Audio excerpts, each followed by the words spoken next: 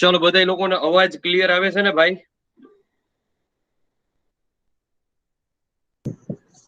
Yes sir. Yes ચલો sir. Yes sir. Done. હવે આગલું તમે લોકોએ વાંચી લીધું ભાઈ ફટાફટ કે ના? ગઈકાલે જે સાહિત્ય પ્રકાર કરાવેલા હતા આપણે લોકોએ ક્લિયર કટ કરી લીધા? Yes sir. ઓકે. પરમભાઈ વાંચ્યા કે હરિવાલા?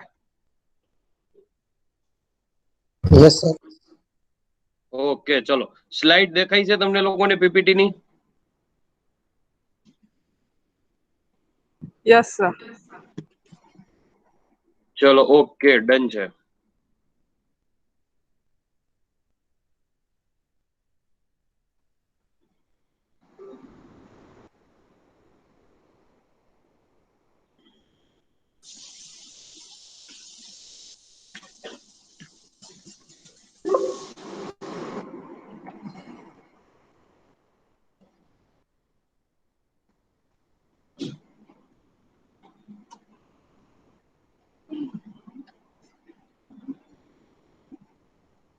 ચલો ક્લિયર કટ દેખાય છે ને ભાઈ?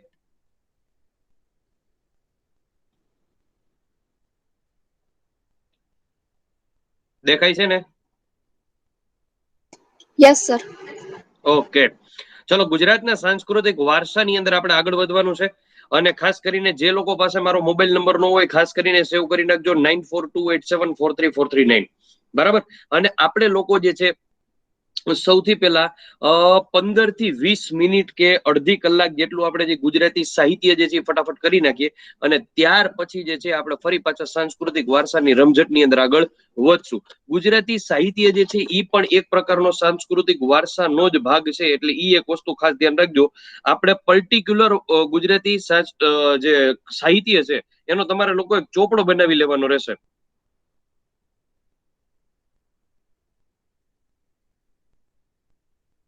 ચલો રેડી બનાવી નાખો ચોપડો? Yes sir.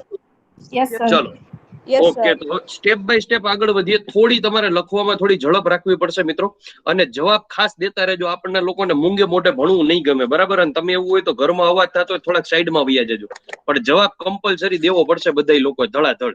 ફિલિંગ નહીં આવે નહીતર મને.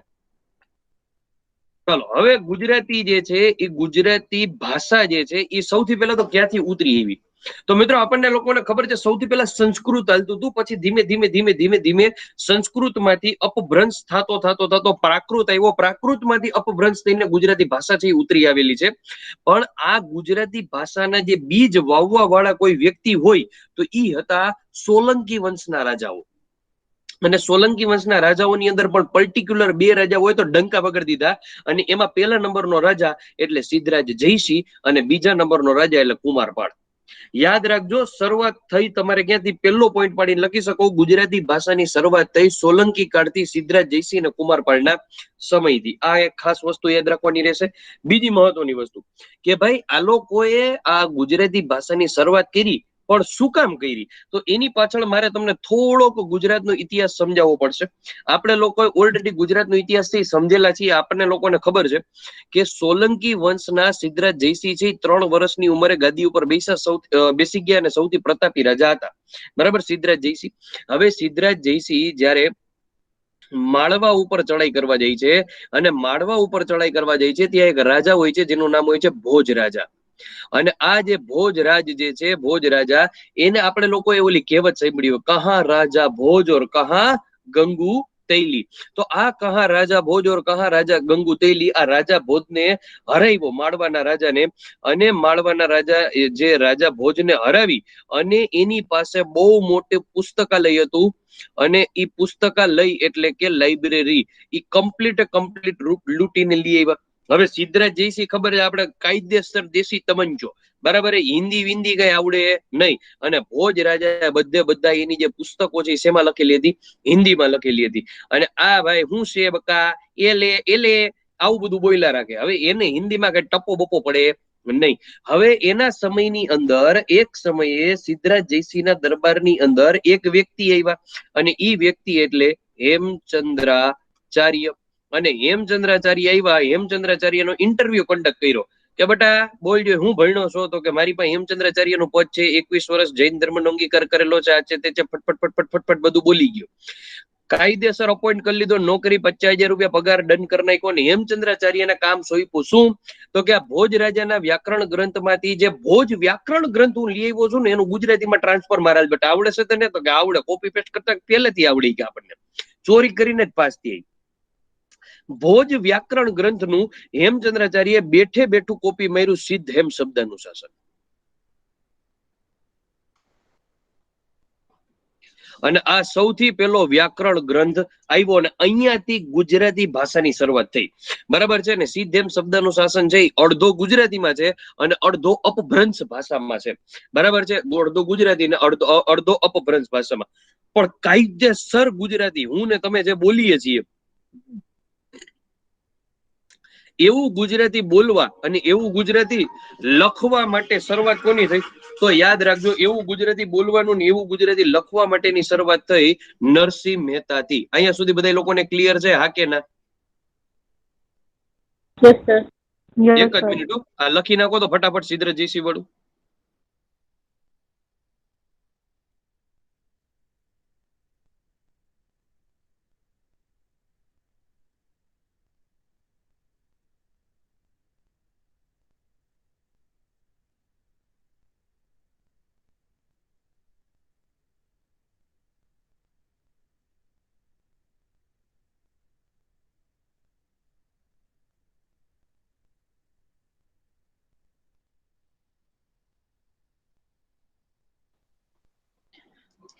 બરાબર, આટલું લખી નાખો. ખાસ કરીને હેમચંદ્રાચાર્ય સિદ્ધ હેમ શબ્દનું શાસન જે છે ગ્રંથ લખેલો હતો. બરાબર છે? આટલું તમને લોકોને ક્લિયર કટ થઈ ગયું ભાઈ? હા કે ના? Yes sir. ઓકે. હવે યાદ રાખો, આપણે જ્યારે વેદો, ઉપવેદો જે છે, બ્રાહ્મણ ગ્રંથો જે છે, ઉપનિષદો જે છે, રામાયણ છે, મહાભારત છે, એ બધાની બોલતી અને પ્રચલિત ભાષા કઈ હતી? સંસ્કૃત. તો યાદ રાખો, સૌથી પહેલા કઈ ભાષા હતી? સંસ્કૃત. તમને ખબર છે કે ઇંગ્લિશ જેવી ઇંગ્લિશ પણ એના અમુક વર્ડ્સ છે એ સંસ્કૃતમાંથી ઉતરી આવેલા છે. હિન્દી પણ સંસ્કૃતમાંથી એવું છે, ગુજરાતી પણ સંસ્કૃતમાંથી એવું છે. મધર ઓફ ઓલ લેંગ્વેજીસ એને કહેવાય સંસ્કૃત. બરાબર છે? તો આ સંસ્કૃત છે એને પ્રાચીન ભાષા માનવામાં આવે છે. કેવી ભાષા માનવામાં આવે છે? પ્રાચીન ભાષા માનવામાં આવે છે. અને આ સંસ્કૃત ભાષા જે છે એ ક્યારથી ચાલુ હતી? પહેલા તો ચિત્રાત્મક લિપિ હતી ને બાપુ, પછી ચિત્રાત્મક લિપિમાંથી ધીમે ધીમે ધીમે બધા આર્યો આવ્યા, પછી બધું શીખવાનું ચાલુ કર્યું. ઈસવીસન પૂર્વે 1500 થી લઈને ઈસવીસન પૂર્વે 500 સુધી આ સંસ્કૃત ભાષા બોલાતી હતી. મારી સાથે સાથે લખતા જાજો, બોલપેન તમારી ચાલુ રાખજો. સંસ્કૃત ભાષા છે એ પ્રાચીન ભાષા કહેવાતી. ઈસવીસન પૂર્વે 1500 થી 500 સુધીનો ભાઈનો કાર્યકાળ હતો સંસ્કૃત ભાષાનો. પછી ધીમે ધીમે સંસ્કૃત ભાષા છે ને એ માત્ર ને માત્ર ઋષિ મુનિઓને આવડતી. બરાબર છે? હવે ઋષિ મુનિઓને આવડતી, એ રાજાના છોકરાઓને શીખડાવે. બરાબર? એ લોકો એની પાસેથી નોલેજ લે, એટલે રાજાના છોકરા હોય તો મારા તમારા જેવા હું મંજીરા વગાડે. એટલા માટે પછી બીજી ભાષા એવી પ્રાકૃત ભાષા. અને આ પ્રાકૃત ભાષા જે છે ઈ લોક બોલી બની. શું બની? લોક બોલી. એટલે કે મારા તમારા બધા જેવા પ્રાકૃત ભાષામાં વાત કરતા. બરાબર છે? એનો કાર્યકાળ હતો ઈસવીસન પૂર્વે એટલે કે બિફોર ક્રાઇસ્ટ 500 થી લઈને. સર વોઇસ કટ થાય છે. બીજાય નહીં થાય? કોઈને કટ થઈ છે ભાઈ? હા સર. બહુ થઈ છે કે થોડોક થઈ છે? ના, વચ્ચે વચ્ચે બ્રેક થઈ જાય છે. ઉભા રહ્યો, એક કામ કરો, હું છે ને તમે આટલું પેલા લખી નાખ્યું?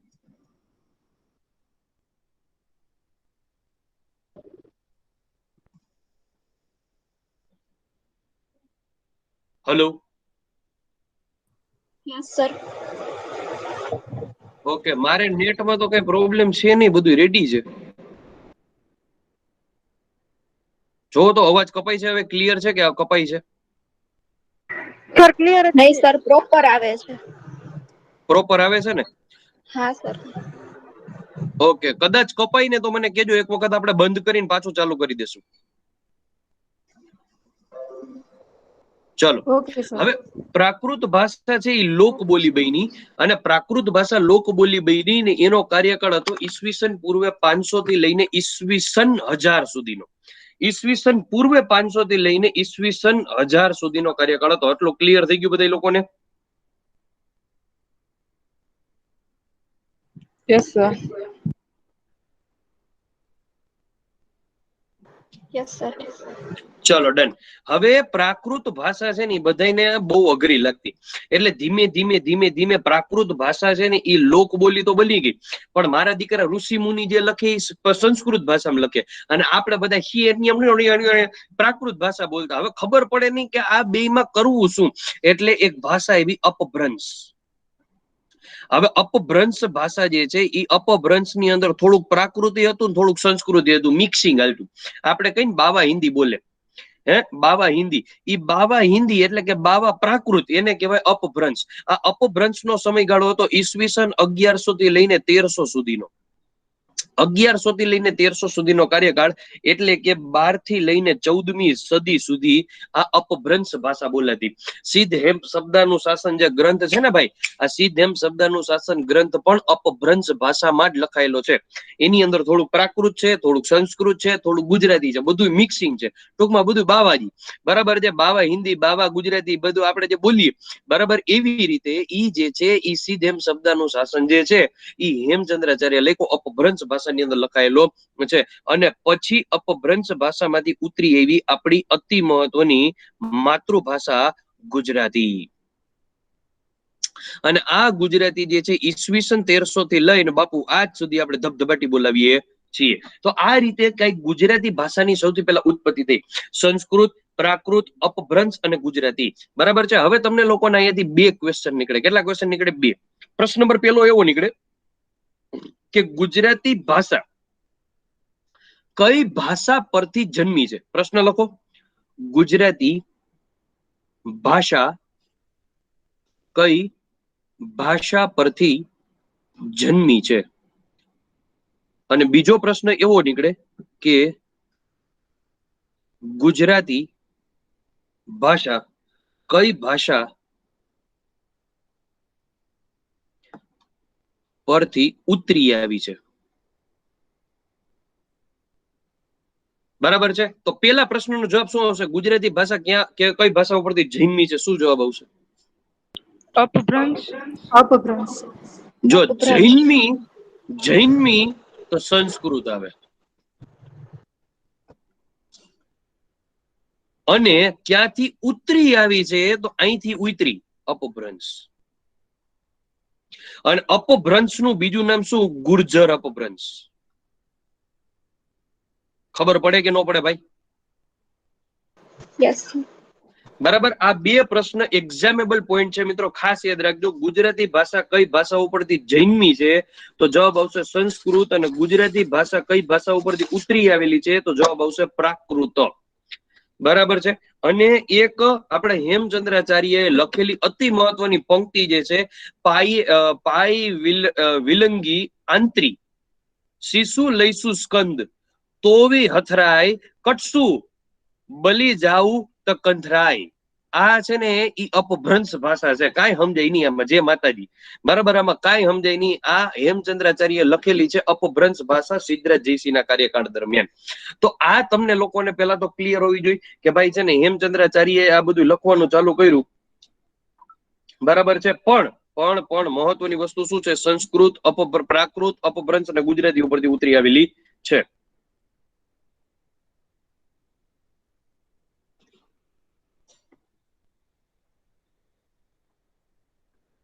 ક્લિયર છે બધાને? Yes sir. Yes sir. લખાઈ ગયું? Yes sir. Yes sir. Yes sir. Okay, ચાલો ડન છે. હવે આગળ વધીએ. હવે છે ને ગુજરાતી ભાષાનું યુગ વિભાજન આપણે ચાલુ કરીએ.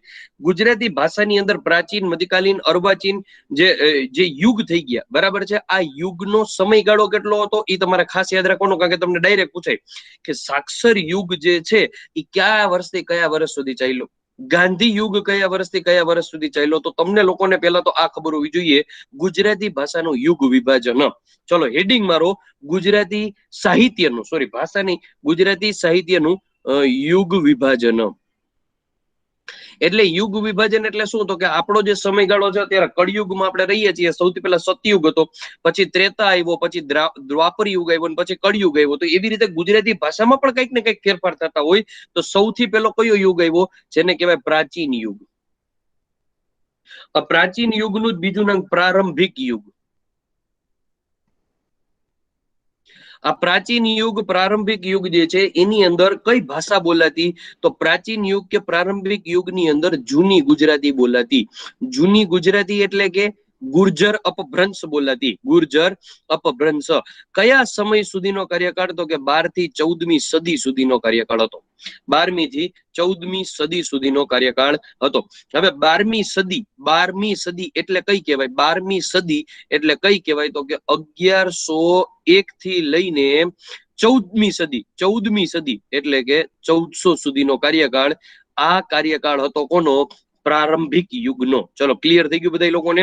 પ્રશ્ન પૂછાય કઈ સદી? તો 12મી થી 14મી. કઈ સાલ? 1101 થી 1400 સુધીનો. પછી આવ્યો મધ્યકાલીન યુગ. ઓકે, હવે હું તમને એ ક્લિયર કરાવતો જાઉં કે આ પ્રાચીન યુગની અંદર કયા કયા સાહિત્યકાર આવે? તો કે હેમચંદ્રાચાર્ય છે, અસાઈ ઠાકર છે, જૈનતર કવિઓ છે, સૂર્યવંશના કવિઓ જે છે, આ બધા પ્રાચીન ની અંદર આવશે. બરાબર છે. હવે આવ્યો મધ્યકાલીન. મધ્યકાલીનમાં આપણને ભણવાની બહુ મજા આવે, કારણ કે આપણા બધા જાણીતા ફેસ જ આવે. નરસિંહ મહેતા છે, મીરાબાઈ છે, અખો છે, પ્રેમાનંદ છે, ભાલણ છે, આ બધા આપણા જાણીતા ફેસ. બરાબર છે, જેને આપણે નાનપણથી 6, 7, 8 કાવ્યની અંદર ભણતા જોઈએ. બરાબર. હંમેશા આપણને ગુજરાતી ભાષાની અંદર પેલું કાવ્ય કોનું હોય? નરસિંહ મહેતાનું જોઈએ. વૈષ્ણવ જન તો જેને કહીએ જે. નરસિંહ મહેતા લખ્યું, ગાંધીજીનું ફેમસ છે. બરાબર. હાલની તારીખે પણ સાબરમતી આશ્રમમાં ગાવામાં આવે. આપણે જેને ફેસ થી ઓળખીએ છીએ બધા કેમાં આવશે? મધ્યકાલીન ની અંદર આવશે. યાદ રાખજો. ક્યારો એનો કાર્યકાળ? તો કે 15મી થી લઈને 19મી સદી. 15મી થી લઈને 19મી સદી. અને નરસિંહ મહેતા પેલા કવિ હતા. નરસિંહ મહેતા એના પેલા કવિ હતા, અને દયારામ એના છેલ્લા કવિ હતા. આ યાદ રાખજો ખાસ. અને આની અંદર કઈ ભાષા? પ્રોપર ગુજરાતી. અત્યારે હું તમે જે બોલી છે એ પ્રોપર ગુજરાતી મધ્યકાલીન ની અંદર આવતી હતી. બરાબર. ત્રીજો યુગ આવશે અર્વાચીન યુગ. આજે અર્વાચીન યુગ છે મિત્રો, યાદ રાખજો. અર્વાચીન ગુજરાતી સાહિત્ય યુગ જે છે એમાં સૌથી પહેલા કવિ હતા નર્મદ અને છેલ્લા કવિ હતા નર્મદ દલપત યુગ. બરાબર. સોરી, આમાં નર્મદ દલપત એટલે સૌથી છેલ્લા દલપત નહોતા, પણ આ યુગને નર્મદ દલપત યુગ તરીકે પણ ઓળખાય છે. બરાબર. કારણ કે આની અંદર આ બે ફેમસ સાહિત્યકાર થઈ ગયા.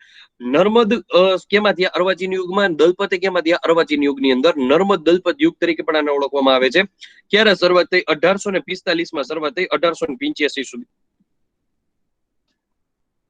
યાદ રાખજો. અહીંયા નીચે કાઉન્સમાં લખી નાખો. 1845 ની અંદર આ દલપતરામ દ્વારા પોતાના પિતાને સંબોધીને બાપાની પીપર લખવામાં આવ્યું હતું. બાપાની પીપર.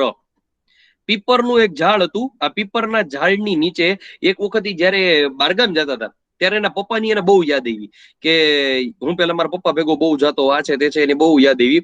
ત્યારે એ એક વખત ઝાડના છાયા નીચે બેસી અને એના પપ્પાની યાદમાં એક આખું કાવ્ય લખ્યું. અને પીપરનું ઝાડ હતું અને એને પપ્પાની યાદમાં લખ્યું એટલે નામ આપ્યું બાપાની પીપર. બરાબર છે ને? બાપાની પીપર 1845માં લખાણું દલપતરામ દ્વારા. ને ત્યારથી અર્વાચીન ગુજરાતી સાહિત્ય યુગની શરૂઆત થઈ. અને 1885 આપણને ખબર જ છે કોંગ્રેસની સ્થાપનાથી આપણે ભણ્યા છીએ. એઓયુમ દ્વારા મુંબઈની અંદર ગોપાળદાસ તેજપાલ સંસ્કૃત મહાવિદ્યાલયની અંદર 1885. તારીખ કઈ હતી? 28મી ડિસેમ્બર. 28મી ડિસેમ્બર 1885. બરાબર. આ ખાસ ખાસ ખાસ યાદ રાખવાનું રહેશે.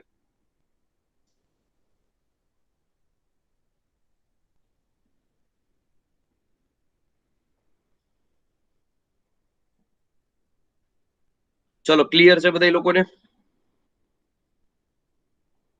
Yes sir. Yes, sir. Okay, લખતા જાવ છો ને પાર્ટી? યસ હા સર. ઓકે, ઉપરથી નથી જતું ને ભાઈ? ના ના. તો વાંધો Sir. નહીં. સાક્ષર યુગ. સાક્ષર યુગને જ બીજું નામ પંડિત યુગ, અને એનું જ બીજું નામ ગોવર્ધન યુગ. યાદ રાખજો, આને સાક્ષર યુગ એટલા માટે કહેવામાં આવે છે કે આની અંદર બધા ભણેલા કવિઓ હતા, બરાબર છે. બધા અંગ્રેજો ભેગા રહીને ઇંગ્લિશ બોલતા થઈ ગયા, હાવ આર યુ એમ તેમ જેમ છે, બરોબર, બોલતા થઈ ગયા હતા. સાક્ષર યુગ, બધા ભણેલા કવિઓ આવ્યા. ઇંગ્લિશ ની અંદર નવલકથાઓ લખવાની ચાલુ થઈ. અત્યાર સુધી બધા અંગૂઠા છાપ હતા, જય માતાજી, બરાબર. હવે ધીમે ધીમે ધીમે ધીમે ભણવાના ચાલુ કર્યા. ઇંગ્લેન્ડ બિંગ્લેન્ડ ભણીને નવલકથાઓ લખતા.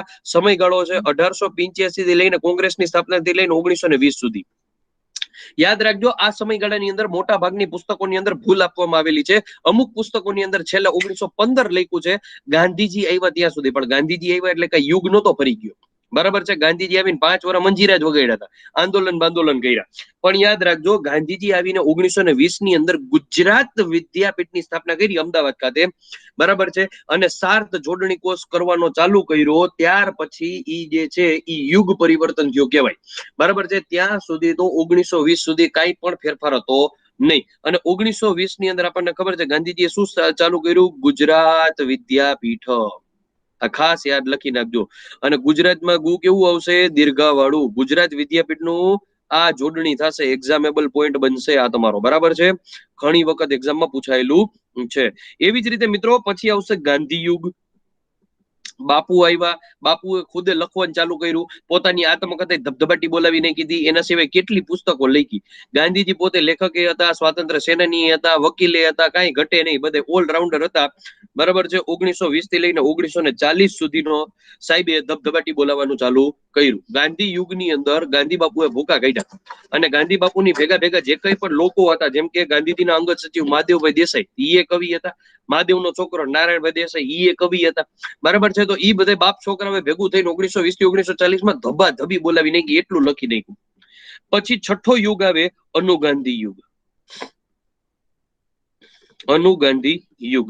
અને અનુગાંધી યુગ જે 1940 થી લઈ 1960 સુધીનો સાહેબનો અનુગાંધી યુગનો સમયગાળો હતો. હવે અનુગાંધી યુગ એટલે ગાંધીજીએ લખવાનું બંધ કરી દીધું, પણ ગાંધીજીના સાહિત્યની કંઈક ને કંઈક અસરો હજી ને હજી યુગની અંદર હતી. એટલે 1940 થી લઈને 1960 ને અનુગાંધી યુગ કહેવાય. 1960 એટલે આપણને ખબર છે ગુજરાત સ્થાપના દિવાન, ગુજરાત આઝાદ થયું ભાઈ. અને છેલ્લો અને અતિ મહત્વનો યુગ આધુનિક. 1960 થી લઈને આજ સુધી, બરાબર છે. આને કહેવાય આધુનિક યુગ. ચલો ક્લિયર કટ છે બધા લોકોને? દંડના દંડન yes sir. Ready? Yes, sir. બોલો ભાઈ, બોલો. Yes sir. Yes sir. Yes, Okay. sir. ચલો આગળ વધીએ. હવે પેલા કવિ લખો. હવે સૌથી પહેલા આપણે જે છે એ લખવાનું ચાલુ કરીએ. પણ આ જે છે એ સૌથી પહેલા પ્રાચીન યુગ. પ્રાચીન યુગ કેટલા વાગ્યા? અડધી કલાક થઈ ને. પ્રાચીન યુગ, આમાં બે કવિ પતાવી દઈએ પછી આગળ વધીએ, બરાબર. આ પ્રાચીન યુગ જે છે, પ્રાચીન યુગના 2-3 નામ લખી નાખીએ. સૌથી પહેલા હેડિંગ મારો આસિયામાં પ્રાચીન યુગ. પ્રાચીન યુગને બીજા કયા નામે ઓળખાય? તો એક તો ઓળખાય પ્રાચીન યુગ, બીજું ઓળખાય પ્રારંભિક યુગ, બરાબર. ત્રીજું ઓળખાય આને હેમયુગ, કારણ કે હેમચંદ્રાચાર્ય થઈ ગયા, બરાબર છે. એના સિવાય આને ઓળખાય જૈન યુગ, કારણ કે આની અંદર જૈન ધર્મના સૌથી વધારે કવિઓ આવ્યા હતા, બરાબર છે. આના સિવાય એને ઓળખાય રાસ યુગ, બરાબર છે. ગઈકાલે આપણે જે રાસ વિશે સમજ્યા હતા, ખબર છે ને, રાસ ને ફાગુ ને, તો સૌથી વધારે પ્રાચીન ગુજરાતી સાહિત્યમાં રાસ લખાયેલા હતા, એટલે એને રાસ યુગ પણ કહેવાય, બરાબર છે. આને પછી ફાગુ યુગ કહેવાય, બરાબર. ફાગુ વિશે પણ આપણે સમજ્યા હતા. ફાગણ મહિનાની અંદર ગવાય, હોળીની આજુબાજુ ગવાય. હેમચંદ્રાચાર્ય ફાગુ ને ફગુ કીધું છે. આ બધું ગઈકાલે આપણે સમજી લીધું, બરાબર છે. ફાગુ યુગ પછી આને રાસ ફાગુ યુગ પણ કહેવાય. આના સિવાય એને સિદ્ધ હેમ યુગ પણ કહેવાય, બરાબર છે. તો આવા કઈક નામ તમને લોકોને યાદ હોવા જોઈએ. પ્રાચીન યુગ, પ્રારંભિક યુગ, હેમ યુગ, જૈન યુગ, રાસ યુગ, ફાગુ યુગ, રાસ ફાગુ યુગ, સિદ્ધ હેમ યુગ. ચલો ક્લિયર છે. હવે એની અંદર પેલા અતિ મહત્વના કવિ આવે હેમચંદ્રાચાર્ય. કોણ આવશે? હેમચંદ્રાચાર્ય.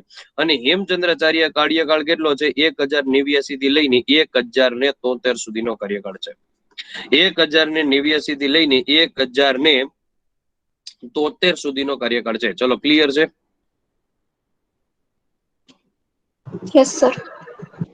Yes, sir. હવે પેલા થોડીક સ્ટોરી સમજી લ્યો, પછી આપણે લખીએ. બરાબર, પેલા થોડીક સ્ટોરી સમજી લ્યો.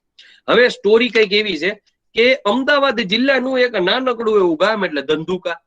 અને આ ધંધુકા ગામની અંદર, ધંધુકા જે છે એ ધંધુકા ગામની અંદર એક પતિ પત્ની રહેતા હતા.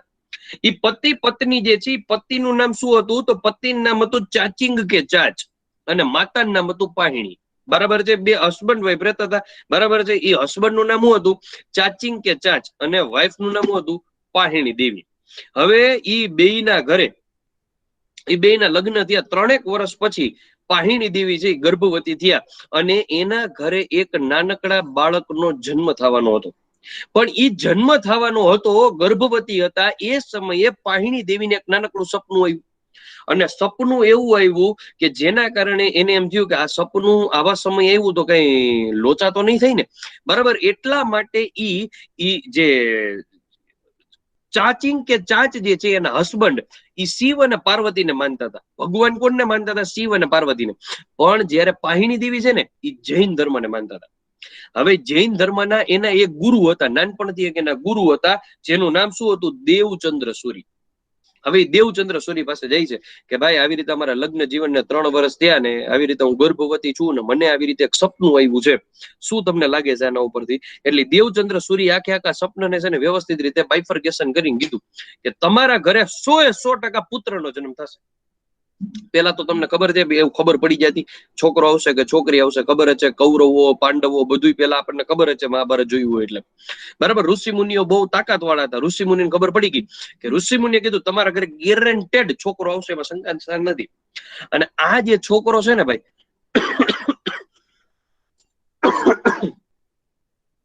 એ જૈન ધર્મનો સૌથી વધારે ફેલાવો કરશે, એમાં શંકાને સ્થાન નથી. લખવું ને લખી નાખો, કોરા કાગળ ઉપર સ્ટેમ્પ પેપર ઉપર લખી નાખો.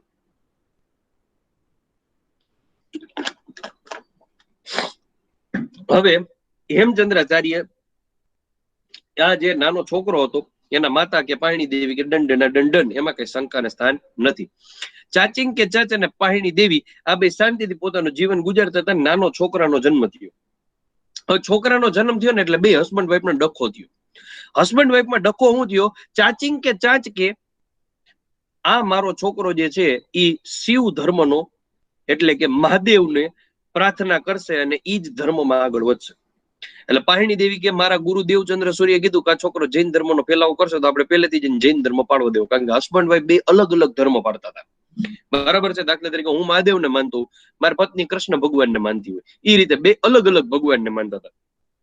હવે એવી જ રીતે ચાચિંગ કે ચાચી એ શિવ ભગવાનને માનતા હતા, અને પાહિણી દેવી જૈન ધર્મને માનતી હતી. પાહિણી દેવી કે આને જૈન ધર્મનો જ સ્વીકાર કરાવડાવો હોય, વાત થઈ કે પૂરી. ડુંગળી લસણ નહીં ખાય, કાંદા લસણ નહીં ખાય, બટેટા નહીં ખાય, બરાબર, કેળાનું શાક બનાવીને ખાશે. ચાચિંગ કે ચાચ નો મગજ એલી ગયો, પિત્તો છટકી ગયો ભાઈનો. ચાચિંગ કે ચાચ કે કામ કર, તારે જૈન ધર્મનો અંગીકાર કરાવડાવો, કાંઈ વાંધો કરાઈ દે, ડન કર. પણ એને નામ હું મારા નામ ઉપરથી આપીશ. પાહિણી દેવી કે ડન, જા તારે જે કરવું એ કર. એટલા માટે ચાચિંગ કે ચાચે એના નામ ઉપરથી આ નાના બાળકનું નામ આપ્યું ચાંગદેવ. શું નામ આપ્યું? ચાંગદેવ. હવે ચાંગદેવ છે, થોડોક નાનો થયો, વ્યવસ્થિત થયો, બરાબર છે. ક ખ ગ ઘ ચ A B C D E F આવું બોલતા શીખો. મમ્મી મમ્મી અપા અપા આવું બોલતા શીખો. એટલે કીધું કે હવે આને ક્યાંક ભણવા બેહાડવું જોઈએ.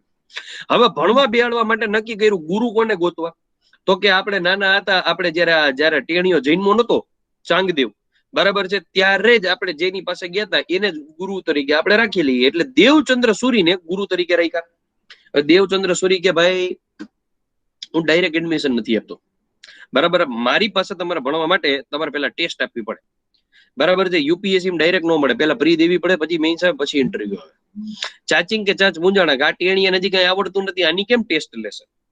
છતાં પણ દેવચંદ્ર સૂર્યએ ટેસ્ટ લીધી. ચાંગદેવ પાસ થઈ ગયો, એડમિશન મળી ગયું. ચાંગદેવ 5 વર્ષનો થયો, 5 વર્ષ, ત્યારે એને ભણવા બેસાડ્યો. 9 વર્ષનો થયો, 9 વર્ષનો, ત્યારે એને વ્યવસ્થિત રીતે બધું શીખડાવી દેવામાં આવ્યું. ધડ ધડ ધડ ધડ ધડ ધડ ધડ બધું બોલતો થઈ ગયો. જૈન ધર્મનું, હિન્દુ ધર્મનું, મુસ્લિમ સંપ્રદાયનું બધું એને જ્ઞાન મળવા માંડ્યું. 5 વર્ષ પહેલેથી શોખીન.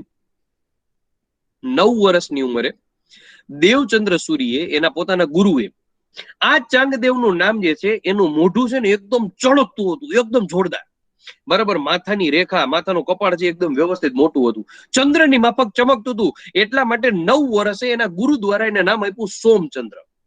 ચાંગદેવનું બીજું નામ આપ્યું સોમચંદ્ર. અને 9 વર્ષથી આ ચાંગદેવ જે છે એનું નામ થઈ ગયું સોમચંદ્ર. 9 વર્ષથી ભાઈએ ભણવાનું ચાલુ કર્યું, ચોટલી બાંધીને કાયદેસર. એ કે હવે તો પેલી ટ્રાય યુપીએસસી નીકળવું એમાં શંકાને સ્થાન નથી. ચોટલી બાંધીને વાંચવાનું ચાલુ કર્યું, વેદ બેદ બધું મોઢે કડકડાટ બોલી ગઈ. 21 વર્ષનો ભાઈ થયો, 21 વર્ષનો, તે દેવચંદ્ર સૂર્યને ખબર પડી ગઈ કે આ તારલો હવે સોતરા કાઢ નાખશે એવા શંકાને સ્થાન નથી. એક કામ કરી, હવે આપણે રિટાયરમેન્ટ લઈ લઈએ, આને ગાદી ઉપર બેસાડી દઈએ. બરાબર, જે રીતે ગુરુ દ્રોણને ગમતો શિષ્ય અર્જુન હતો, એવી રીતે દેવચંદ્ર સૂર્યને ગમતો શિષ્ય એટલે સોમચંદ્ર બની ગયો. અને એને 21 વર્ષની ઉંમરે ગાદી ઉપર બેસાડી દેવામાં આવ્યો. ને 21 વર્ષની ઉંમરે ગાદી ઉપર બેસાડ્યો, જેનું નામ પાડ્યું હેમચંદ્રાચાર્ય. હવે હેમચંદ્રાચાર્ય છે ને ભાઈ, યાદ રાખજો, હેમચંદ્રાચાર્ય ઈ વ્યક્તિનું નામ નથી, ઈ ઉપાધિનું નામ છે, ઈ એક ગાદીનું નામ છે, એક પોસ્ટનું નામ છે.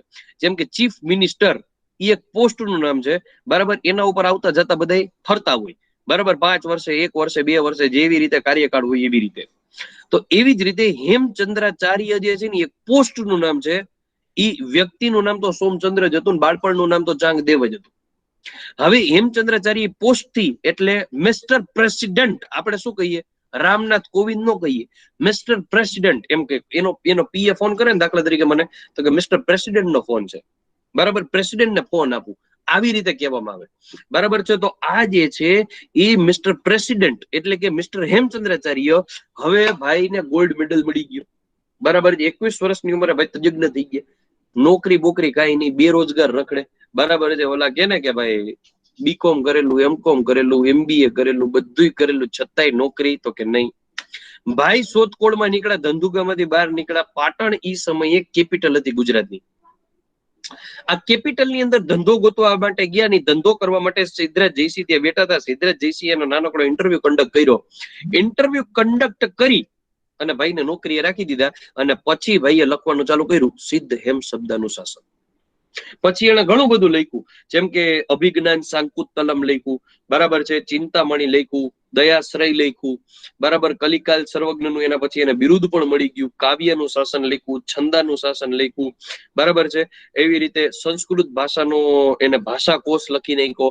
અને પછી સિદ્ધરાજ જયસિંહ જ્યારે વૃદ્ધ થઈ ગયા, ત્યાર પછી કુંવારપાળને પણ ગાદી ઉપર બેસાડવામાં, કુમારપાળને જૈન ધર્મનો અંગીકાર કરાવવામાં, બધાયમાં હેમચંદ્રાચાર્ય પૂરેપૂરો ફાળો આપ્યો. હેમચંદ્રાચાર્ય જયારે ગઈઢા થઈ ગયા, ત્યારે એને પાટણનો ત્યાગ કરીને ભાવનગરના શેત્રુંજય પર્વત ઉપર વયા ગયા, પાલીતાણા ખાતે. અને શેત્રુંજય પર્વત ઉપર તેની હાલની તારીખે પણ શું આવેલી છે, સમાધિ આવેલી છે. તો હેમચંદ્રાચાર્ય જૈનમાં ગયા, ધંધુકામાં, કર્મભૂમિ કઈ, પાટણ, અને મૃત્યુ ક્યાં પામ્યા, ભાવનગર, શેત્રુંજય પર્વત, પાલીતાણા. ચલો, સ્ટોરી ક્લિયર છે પાર્ટી બધા લોકોને? Yes, sir. Yes, sir. Yes, sir. ચાલો, તો થોડું લખો. હેમચંદ્રાચાર્યનો જન્મ, હું બોલતો જાઉં, તમે લખતા જાવ. ધંધુકા,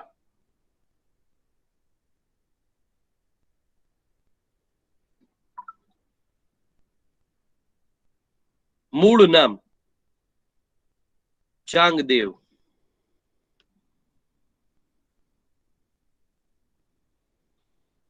પિતાનું નામ ચાચિંગ કે ચાચ, માતાનું નામ પાહિણી દેવી.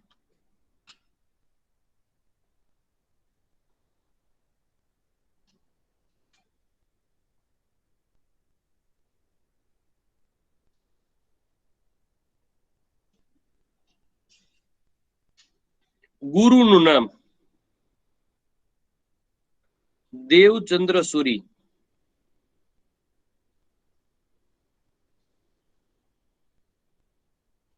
કર્મભૂમિ પાટણ.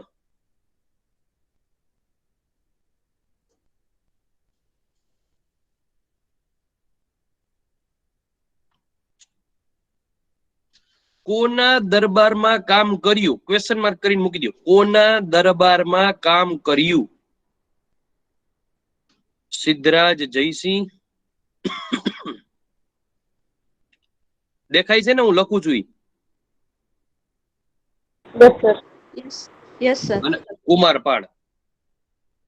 સિદ્ધરાજ જયસિંહ અને કુમારપાળ કોના દરબારમાં કામ કર્યું? સિદ્ધરાજ જયસિંહ અને કુમારપાળ.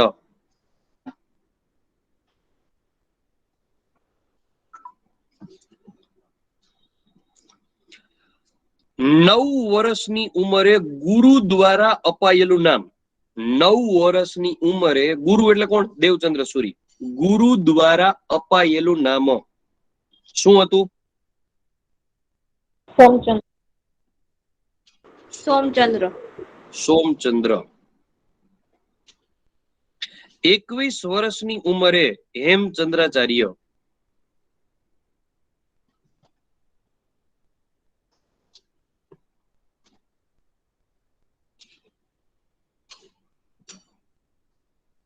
સમાધિ ક્યાં આવેલી છે? ભાવનગર, પાલી તાણા, શેત્રુંજય પર્વત. રેડી?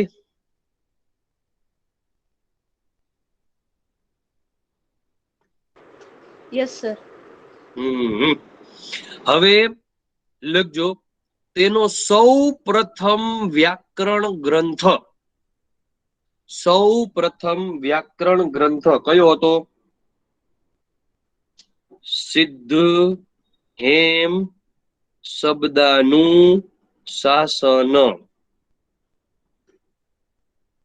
સિદ્ધ એટલે સિદ્ધરાજ જયસિંહ, હેમ એટલે પોતાનું નામ હેમચંદ્રાચાર્ય, શબ્દાનું શાસન. સૌ પ્રથમ વ્યાકરણ ગ્રંથ કઈ ભાષામાં હતો? અપભ્રંશ ભાષામાં. અપભ્રંશ ભાષા. અને અપભ્રંશ એટલે ગુજરાતી અપભ્રંશ. પ્રાકૃત હોય, સંસ્કૃત હોય, ગુજરાતી મિક્સિંગ હાલતું હોય. બરાબર છે. અને આ લેખા પછી સિદ્ધરાજ જયસિંહ એટલો ખુશ થયો કે આખા પાટણમાં તેને હાથીની અંબાણી ઉપર રાખીને ફેરવવામાં આવ્યો ને હાથીનું નામ હતું શ્રીકરણ હાથી.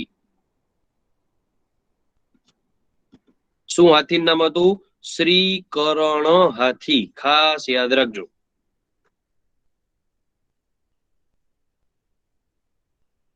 પછી બીજું એને લખ્યું કાવ્યાનું શાસન. બીજું લખ્યું છંદાનું શાસન. સંસ્કૃત ભાષાકોશ.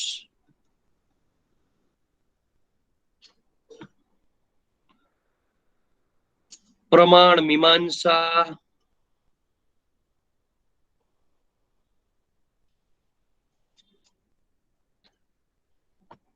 અભિધાન ચિંતામણી.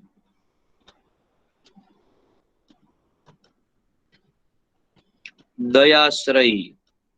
અને આ દયાશ્રય પછી એને બિરુદ મળેલું હતું કલિકાલ સર્વજ્ઞ.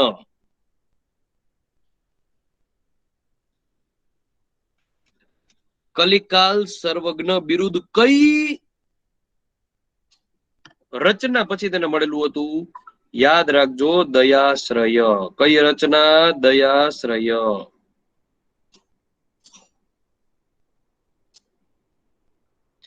ચલો ક્લિયર છે?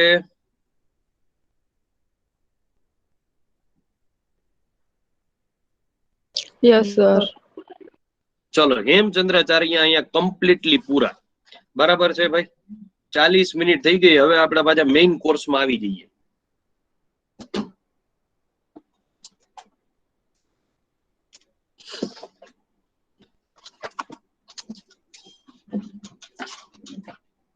ચલો હવે ગઈકાલે જે ચલાવેલું હતું એક વખત ઈ વાંચી નાખો ને આજે જે હેમચંદ્રાચાર્ય ચલાવ્યા ઈ એક વખત વાંચી નાખો એટલે હું તમને લોકોને એક વખત ફટાફટ પ્રશ્ન પૂછી લઉં.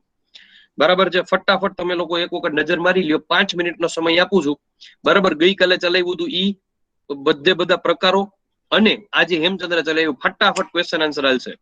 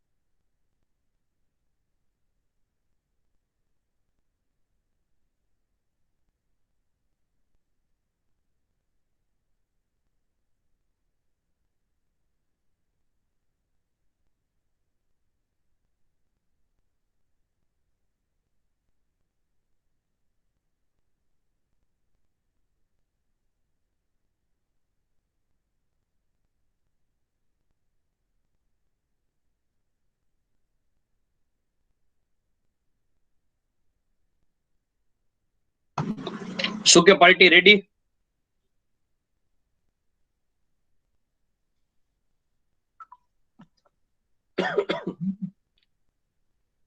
રેડી? Yes sir. પૂછું કે છેલ્લે પૂછું?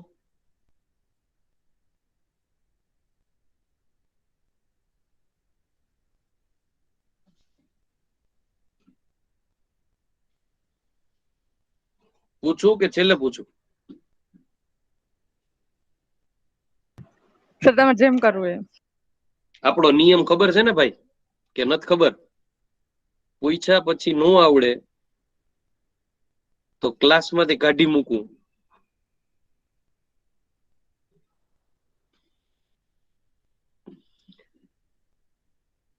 કાલે પ્રોપર વાંચી આવશો કે અત્યારે જ પૂછું?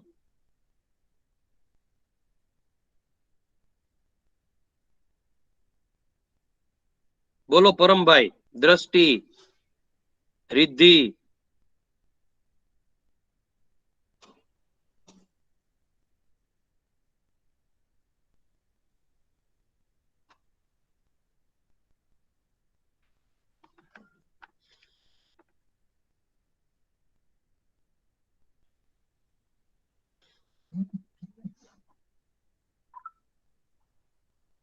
વાંચો છો કે વંચાઈ ગયું?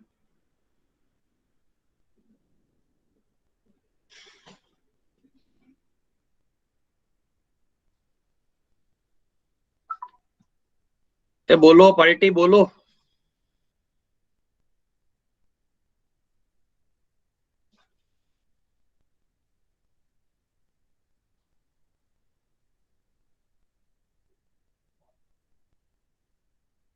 સર તમને જેમ બરાબર લાગે.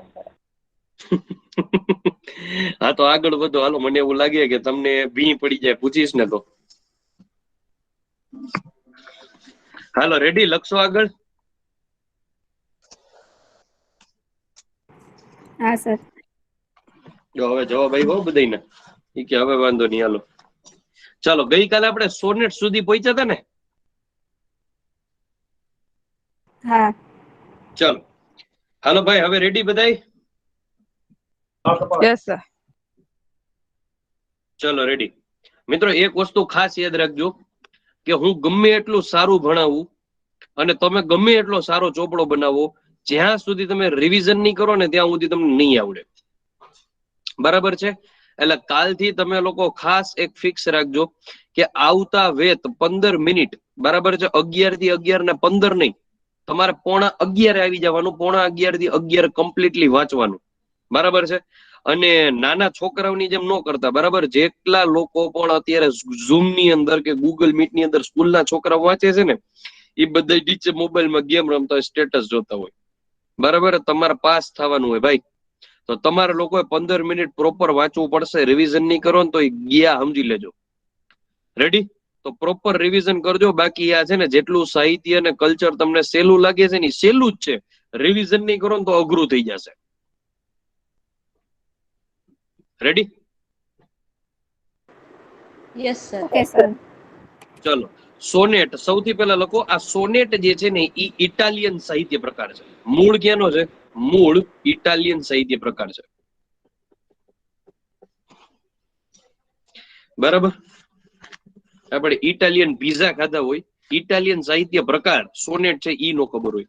અને ઇટાલિયન ની અંદર, ઇટાલી ભાષાની અંદર એક શબ્દ છે જેનો અર્થ થાય છે અવાજ, જેનું નામ છે સૌનો. SOUNO, સૌનો, જેનો અર્થ થાય છે અવાજ. અને એના ઉપરથી આપણી ગુજરાતીમાં ઉતરી આવેલો શબ્દ એટલે SONNETTO,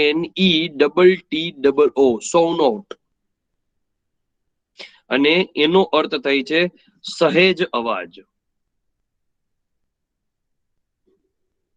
સહેજ અવાજ.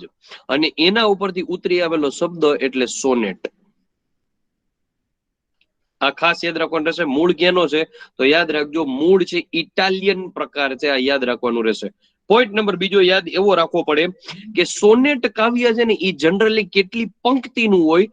સોનેટ છે એ જનરલી 14 પંક્તિનું હોય છે. કેટલી પંક્તિ? 14 પંક્તિ. ગઈકાલે આપણે એક જોયું હતું, ઈ પણ 14 પંક્તિનું હતું. શું હતું? કાફી શું? કાફી કાફી કાફી કાફી કાફી કાફી પણ 14 પંક્તિની હોય, પણ એને સોનેટ કહેવાય નહીં. બંને અલગ છે. બરાબર છે. સોનેટના છે ને 3 પ્રકાર પડે. કેટલા પ્રકાર પડે? 3 પ્રકાર પડે. પ્રકાર નંબર 1 એને કહેવાય શેક્સપિયર શાહી સોનેટ.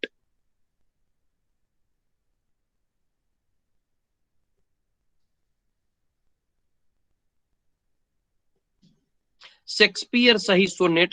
આ શેક્સપિયર શાહી સોનેટ તમને ખબર છે કે યુરોપની અંદર એક વ્યક્તિ થઈ ગયા વિલિયમ શેક્સપિયર, જે બહુ મોટા નાટ્યકાર હતા. બરાબર છે. આ શેક્સપિયર શાહી સોનેટ જે છે એની અંદર કેવી રીતે પંક્તિઓ બંધ બેસાડવામાં આવે? 4 + 4 + 4 + 2. 4 ને 4 8 ને 4 12 13 અને 14 આવી રીતે પંક્તિઓ બેસાડે. એટલે કે અહીંયા પેલા 4 પંક્તિ, પછી થોડીક જગ્યા આવે, ફરી પાછી 4 પંક્તિ, ફરી પાછી થોડી જગ્યા આવે, ફરી પાછી 4 પંક્તિ, ફરી પાછી થોડી જગ્યા આવે, પછી 2 પંક્તિ. આવો જે પ્રકાર હોય ને, તમારી ટેક્સ્ટ બુકમાં આવા ઘણા બધા વિલિયમ શેક્સપિયર શાહી સોનેટની રચના આપેલી જ છે 6 થી 10 ધોરણમાં. બરાબર છે. એને કહેવાય શેક્સપિયર શાહી સોનેટ. સોનેટનો પ્રકાર તો છે જ, પણ એ કેવી રીતે ગોઠવેલો હોય? 4 + 4 + 4 + 2. એને કહેવાય શેક્સપિયર શાહી સોનેટ. ચલો, ક્લિયર થઈ ગયું? એવી જ રીતે એનો બીજો પ્રકાર જે સોનેટનો પડે છે એને કહેવાય મિલ્ટન શાહી સોનેટ. મિલ્ટન શાહી સોનેટ. અને આ જે મિલ્ટન શાહી સોનેટ છે એમાં તો જે માતાજી આવે એમ ઠોકે, અનિશ્ચિત પ્રકાર હોય, એને મોજ આવે એમ લખે, અનિયમિત. મિલ્ટન શાહી ની અંદર. અને ત્રીજું હોય પેટ્રાર્ક શાહી. પેટ્રાર્ક શાહી સોનેટ. આ પેટ્રાર્ક શાહી સોનેટ ની અંદર 8 + 6 પંક્તિ હોય. 1 2 3 4 5 6 7 8, પછી દેશ જગ્યા થોડીક ને 6, 3 ને 3 6. આવી રીતે પંક્તિ ગોઠવેલી હોય અને પેટ્રાર્ક શાહી સોનેટ તરીકે ઓળખવામાં આવે. 3 ભાગમાં સોનેટના ભાગ પડે. બરાબર છે. સોનેટ જનરલી 14 લીટીનું જ હોય. આ અનિયમિત છે ને, અનિયમિત એમાંય હોય તો 14 લીટી હો ભાઈ, પણ ઈ કેવી રીતે એના ભાગ પાડ્યા હોય ઈ કવિને ખબર, આપણને ખબર નથી. મૂળ ભાગ ઇટાલિયન છે, ઇટાલિયનના શબ્દો ઉપરથી ઉતરી આવેલો છે. 14 પંક્તિમાં જ હોય. 3 ભાગ શેક્સપિયર શાહી સોનેટ, મિલ્ટન શાહી સોનેટ અને પેટ્રાર્ક શાહી સોનેટ. બરાબર છે. શેક્સપિયર અને પેટ્રાર્ક ના તમારે લોકો એના નિયમ યાદ રાખવાના. શેક્સપિયર શાહી સોનેટ ની અંદર શું આવશે? 4 4 4 2, અને ઓલામાં 8 ને 6. ચલો, યાદ રહી ગયું? હા કે ના? હા સર. Yes sir. બીજી વસ્તુ યાદ રાખો, ગુજરાતી ભાષાના સોનેટના પિતા કોને કહેવાય? ખબર છે કોઈને? બળવંતરાય કલ્યાણજી ઠાકોર.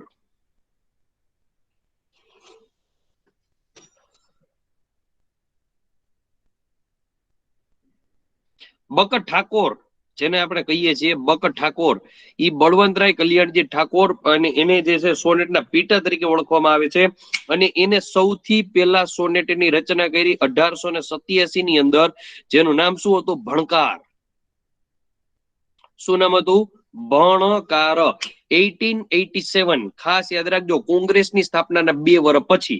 બરાબર છે. આને કહેવાય સોનેટના પિતા બળવંતરાય કલ્યાણજી ઠાકોર. 1887 ની અંદર સ્થાપના કરી ભણકારની. સોનેટની અંદર ફરીથી એક વખત આપણે રિવિઝન કરી લઈએ. મૂળ સાહિત્ય પ્રકાર કેનો છે? ઇટાલીનો. બરાબર છે. 14 પંક્તિમાં હોય, 3 ભાગમાં વેચવામાં આવે. શેક્સપિયર શાહી સોનેટ, મિલ્ટન શાહી સોનેટ, પેટ્રાર્ક શાહી સોનેટ. શેક્સપિયર શાહી સોનેટમાં 4 4 4 2, મિલ્ટનમાં જય માતાજી, અને પેટ્રાર્ક શાહીની અંદર 8 6. બળવંતરાય કલ્યાણજી ઠાકોર અને ભણકાર 1887. ચલો, યાદ રહી ગયું ભાઈ? હા કે ના?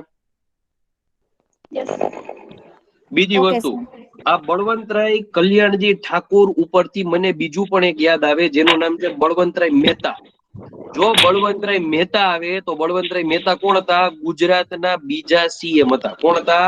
બળવંતરાય મહેતા ગુજરાતના બીજા સીએમ હતા. યાદ રાખજો. કોકનું માઇક ચાલુ રહી ગયું છે, બંધ કરી દો તો. બળવંતરાય મહેતા જે છે એ ગુજરાતના બીજા મુખ્યમંત્રી હતા, યાદ રાખજો, ભાવનગરના વતની હતા. આ બળવંતરાય મહેતા જે છે પંચાયતી રાજ જે છે એની અંદર બળવંતરાય કમિટી પણ આવે છે. અને બળવંતરાય ત્રિસ્તરીય માળખું આપ્યું હતું, ગામડું, તાલુકો અને જિલ્લો. તમારે જો પંચાયતી રાજ ચાલ્યું હશે તો તમારે આ બળવંતરાય કમિટી આવી જોઈએ. અને જો બળવંતરાય કમિટી તમારે પંચાયતી રાજમાં કદાચ પંચાયતી રાજ જે આયલું નથી તો તમારે બંધારણમાં પણ આવશે. ભાગ 9 પંચાયતી રાજ 243A થી 243O બંધારણની કલમો, બરાબર છે, એની અંદર સૌથી મોટો હાથ બળવંતરાય મહેતાનો જ હતો. બરાબર. અને આ બળવંતરાય મહેતા એટલે એવા ભારતના પહેલા મુખ્યમંત્રી, યાદ રાખજો કાન ખોલીને, ભારતના એવા પહેલા મુખ્યમંત્રી, વડાપ્રધાન નથી કહેતો, ભારતના એવા પહેલા મુખ્યમંત્રી કે જેની હત્યા પાકિસ્તાન દ્વારા કરવામાં આવેલી હોય. 1965 ભારત પાકિસ્તાનના યુદ્ધની અંદર પાકિસ્તાનના ફાઇટર પ્લેન દ્વારા આપણા બળવંતરાય મહેતાના પ્લેનને ઉડાડી દેવામાં આવ્યું હતું. અને જે માતાજી થઈ ગયું એનું બળવંતરાય મહેતાનું, એની પત્નીનું, એની સાથે 7 થી 8 બિઝનેસમેન હતા, પાયલોટ હતો, બધા વયા ગયા. કચ્છની અંદર સુથરી ખાતે તેનું પ્લેન પડ્યું. અને ઈ કચ્છના સુથરી ખાતે જે જગ્યાએ પ્લેન પડ્યું, ખાડો પડી ગયો. અને અહીંયા ખાડાની અંદર વરસાદનું પાણી ભરાણું. સરકારે એની આજુબાજુ છે એ શું કરી નાખ્યું, બાંધ બાંધી દીધો અને એનું નામ પડ્યું બળવંત સાગર સરોવર. તો બળવંતરાય કલ્યાણજી ઠાકોર સોનેટના પિતા, પણ બળવંતરાય મહેતા ગુજરાતના મુખ્યમંત્રી. ચલો યાદ રહી ગયું આ?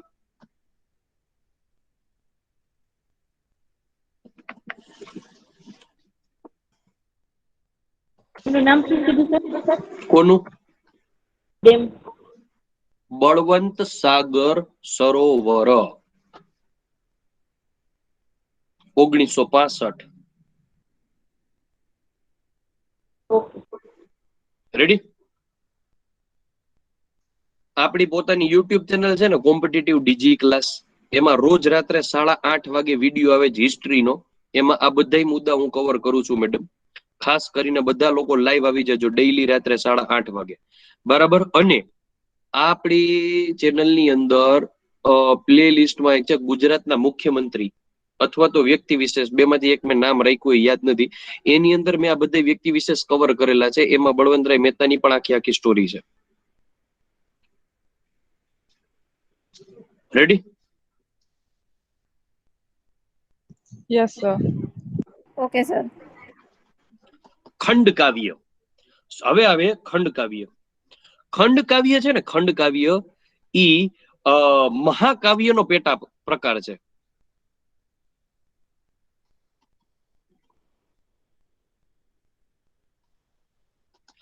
મહાકાવ્ય કોને કહેવાય? અત્યાર સુધીમાં ભારતની અંદર લખાયેલા 2 મહાકાવ્ય કયા કયા? રામાયણ અને મહાભારત. રામાયણ અને મહાભારત. રામાયણ છે કોને લખ્યું? વાલ્મીકી અને મહાભારત વેદવ્યાસ. વાલ્મીકીનું સાચું નામ શું હતું? વેદવ્યાસનું સાચું નામ શું હતું?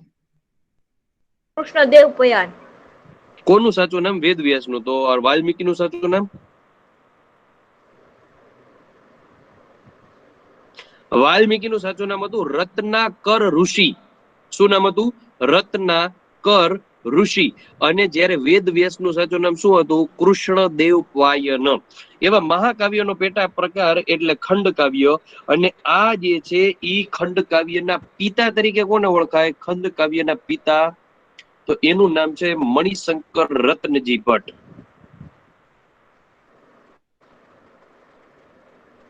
કોકનું માઇક ચાલુ રહી ગયું છે.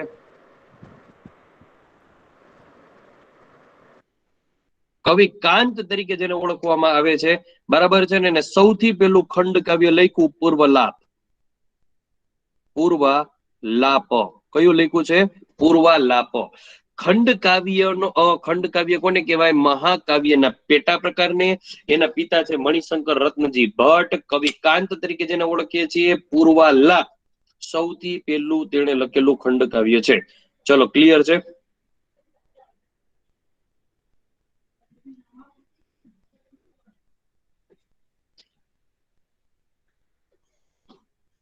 લખાઈ ગયું પાર્ટી? Done sir. હા કે ના? Yes sir. ઓકે. હવે લખો નવલિકા. સુઈ નથી ગયા ને ભાઈ?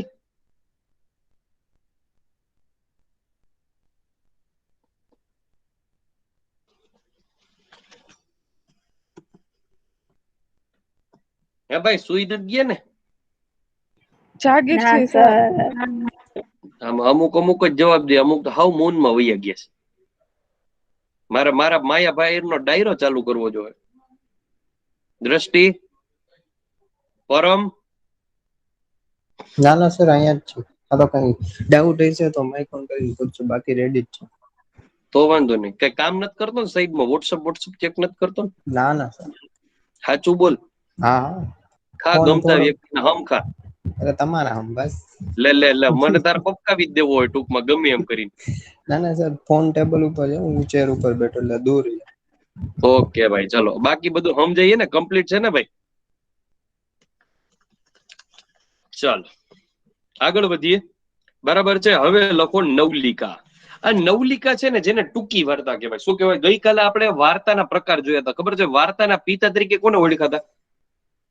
શ્યામજી. હે? કામળ ભટ્ટ. હા, સાવળ ભટ્ટ. મેં તમને લોકોને કીધું તું, ખબર છે? સુડા બોતેરી, નંદ બત્રીસી, વેબ સિરીઝ જેવી હોય. બરાબર, જ્યાં સુધી પૂરી ન થાય ત્યાં સુધી હક ન વળે. પણ નાની વાર્તા બરાબર ફટક કરતી પતી જાય એને કહેવાય નવલિકા. બરાબર, નવલકથાનો નાનો સાહિત્ય પ્રકાર જે હોય, બરાબર છે, વિષય વસ્તુ એની અંદર છે ફિક્સ કરવામાં આવેલી હોય. બરાબર, એને શું કહેવાય? તો યાદ રાખવાનું રહેશે, ટૂંકી વાર્તા. આ ટૂંકી વાર્તા જે છે એ ટૂંકી વાર્તા લખવા માટે ગુજરાતી ભાષામાં ફેમસ હોય તો એ છે રામનારાયણ વિશ્વનાથ પાઠક, જેને આપણે દ્વિરેફના નામે ઓળખીએ છીએ. રામ નારાયણ વિશ્વનાથ પાઠક, દ્વિરેફ. ખાસ યાદ રાખજો. કઈ લખેલી છે નવલિકા? એને ધૂમકેતુ. બરાબર છે. અને આ ધૂમકેતુ છે ને, એની ફેમસમાં ફેમસ નવલિકા કહી શકાય, ટૂંકી વાર્તા કહી શકાય. પણ એનો જે આખે આખો એક વાર્તા સંગ્રહ બનાવ્યો છે. બરાબર, કે એમાંથી એક ધૂમકેતુ લીધેલી છે. અને એ ધૂમકેતુ જે વાર્તા સંગ્રહમાંથી લીધી છે ને, જેનું નામ છે તણખા મંડળ. ભાગ 1 થી 4. આ તણખા મંડળ ભાગ 1 થી 4 માંથી લીધેલી છે ધૂમકેતુ વાર્તા. અહીં રામનારાયણ વિશ્વનાથ પાઠકની સૌથી ફેમસમાં ફેમસ વાર્તા છે. બરાબર, ધૂમકેતુ આપણે સ્કૂલમાં પણ ભણવામાં આવતી. અને તણખા મંડળ ભાગ 1 થી 4 કોના છે? રામનારાયણ વિશ્વનાથ પાઠક દ્વિરેફના. ટૂંકી વાર્તા નવલિકા. ચલો ક્લિયર આ ટૂંકી વાર્તા? Yes sir. Yes okay. Sir. હવે લખીએ યસ નિબંધ. સર. નાના હોય ત્યારથી આપણે ધાપા મારવા માટેનો બેસ્ટ રસ્તો એટલે નિબંધ. બરાબર છે. નિબંધના પોઈન્ટ આપ્યો એટલે બાપુ પછી ચડી જ જાય, એમાં કઈ શંકાને સ્થાન હોય જ નહીં. તમને કહેવામાં આવે મારો ફેવરિટ ક્રિકેટર ને આન તેને, બરાબર છે, કે તમે ફરવા ગયા એના વિશે લખો. એટલે આપણે જય માતાજી દેહ ધનાધન. નિબંધ કોઈ દી લગભગ પેપરમાં કોઈએ કોરો નહીં મૂક્યો હોય. છેલ્લે ટીચરે ધાપા મારતા તો શીખડાવવું જોઈએ. 200 શબ્દનો કીધો હોય, આપણે 100 શબ્દ ધાપા તો મારી આવી, જેમાં શંકાને સ્થાન નથી. એટલે એમને જોઈને 2 માર્ક તો મૂકી જ દે. નિબંધ છે ને, નિબંધ 3 પ્રકારના હોય. કેટલા પ્રકારના હોય? 3 પ્રકારના. જેમાં પહેલો નિબંધ હોય પ્રવાસ નિબંધ. પછી એક બીજો હોય કયો? લલિત નિબંધ હોય. કયો હોય? લલિત નિબંધ. અને ત્રીજો હોય ચિંતનાત્મક નિબંધ.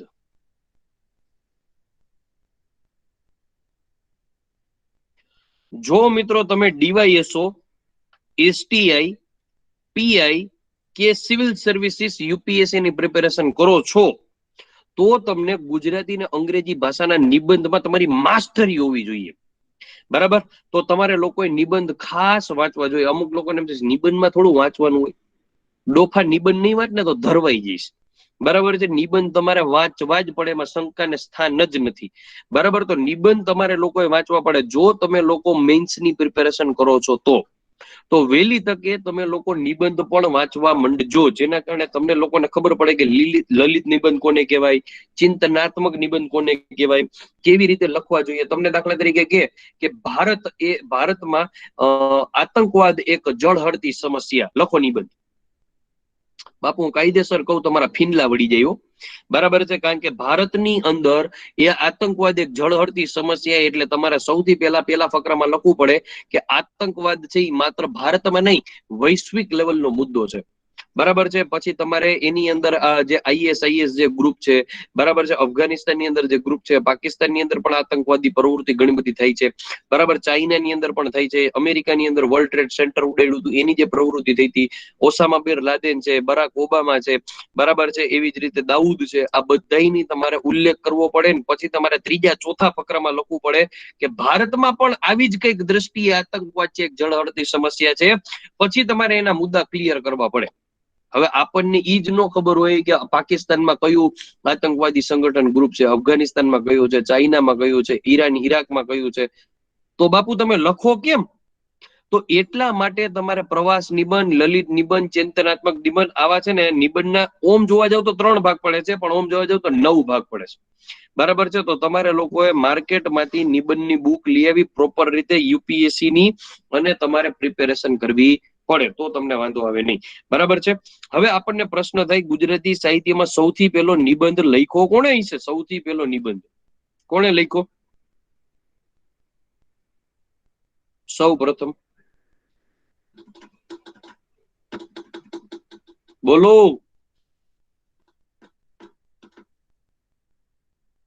નો આઈડિયા.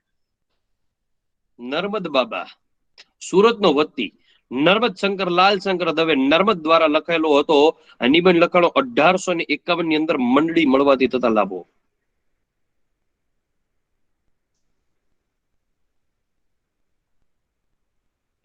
મંડળી મળવાથી થતા લાભો એટલે કે આપણે લગભગ અત્યારે 10 જણા છે, 10 જણા જે ભેગા મળીને ડાયરો માંડી, હું તમને બધાને કહું કે આપણે 1 વાગે લેક્ચર પતે, કામ કરો, સાંજે 5 વાગે બધા મળી ચાપડી નાસ્તો કરવા ટી પોસ્ટે, અને પછી જે આપણે વાતચીત કરીએ, એક જણો કે સાહેબ મેં મિકેનિકલ એન્જિનિયરિંગ કર્યું, આ છે તે છે એન્જિનિયરિંગ ની વાત કરે, એક જણો કે મેં કોમ્પ્યુટર એન્જિનિયરિંગ કર્યું એની થોડીક વાત કરે, મારા જેવો કે મેં કોમર્સ કર્યું છે એની થોડીક વાત કરે, એક જણો કે મેં આર્ટ્સ લીધું એની થોડીક વાત કરે. તો બધાય પોતપોતાના સંગઠનની અંદર ક્યાંક ને ક્યાંક તો હે ને તાકાત વાળા હોય જ, એની વાત કરે, એની મંડળી મળવાથી થતા જે લાભ હોય એનું વર્ણન કરેલું છે. 1851 ની અંદર નર્મદ સૌથી પહેલો નિબંધ લખાયેલો હતો. આ ખાસ યાદ રાખવાનું રહેશે. રેડી? બરાબર. આવી જ રીતે પછી તો ધીમે ધીમે નિબંધનું ટ્રેન્ડ થઈ ગયો. બરાબર છે. મંડળી મળવા થતા તે લાભો એ સૌથી પહેલો લખાયેલો હતો. પછી આપણા જે મણિલાલ દ્વિવેદી છે ને, મણિલાલ નભુભાઈ દ્વિવેદી, મણિલાલ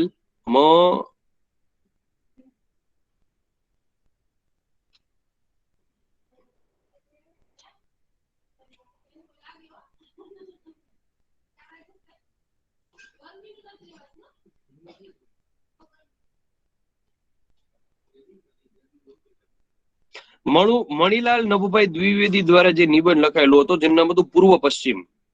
પૂર્વ અને પશ્ચિમ. મિત્રો હું તમને જે નિબંધ લખાવું છું ને એ બધાય 100% ઇમ્પોર્ટન્ટ છે, ઈ જ લખાવું છું. બરાબર છે. મણિલાલ નભુભાઈ દ્વિવેદી દ્વારા લખાયેલો પૂર્વ અને પશ્ચિમ, એક કઈ વાહિયાત નિબંધ નથી લખાવતો. મેં જેટલા લખાવ્યા ને ગોખી માર દો, એમાં શંકાને સ્થાન જ નથી. મણિલાલ નભુભાઈ દ્વિવેદી દ્વારા કયો નિબંધ લખવામાં આવ્યો? પૂર્વ અને પશ્ચિમ. ખાસ યાદ રાખજો. એના સિવાય એને એક ચરિત્ર કરીને પણ નિબંધ લખેલો છે, ચારિત્રય. બરાબર છે. એના સિવાય એને બીજો નિબંધ લખેલો છે નારી પ્રતિષ્ઠા. નારી પ્રતિષ્ઠા. બરાબર છે. સ્ત્રી સશક્તિકરણ જયારે સરકાર કરતી હોય ને ત્યારે નારી પ્રતિષ્ઠા હે ને 510% ગેરંટી તમને પૂછે. મણિલાલ નભુભાઈ દ્વિવેદી દ્વારા લખવામાં આવેલો છે. આ યાદ રાખવાનું રહેશે. એવી જ રીતે આપણો ઉમાશંકર જેઠાલાલ જોશી.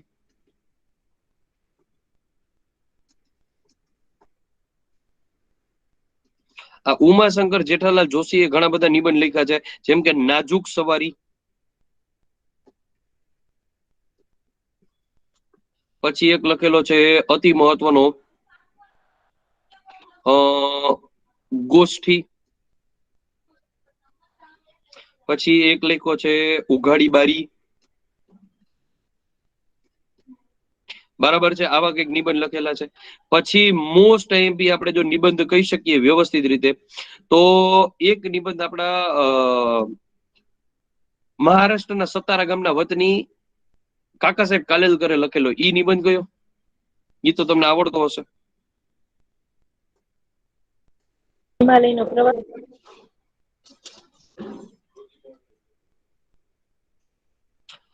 હિમાલયનો પ્રવાસ. એના સિવાય હજી એક એને નિબંધ લખ્યો છે, કયો? જીવનનો આનંદ.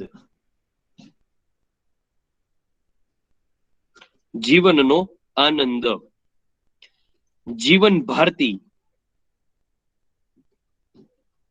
જીવન વિકાસ, જીવન ભારતી, જીવન વિકાસ, જીવનનો આનંદ. આ બધા નિબંધ કોણે લખેલા છે? કાકા સાહેબ કાલેલકરે. હિમાલયનો પ્રવાસ, જીવનનો આનંદ, જીવનનો આનંદ, જીવનની ભારતી, જીવનનો વિકાસ, આ બધા જ નિબંધ તેના દ્વારા લખવામાં આવેલા છે. ચલો નિબંધ બધા લોકોને clear? Yes sir. Yes, sir. Yes sir. Okay.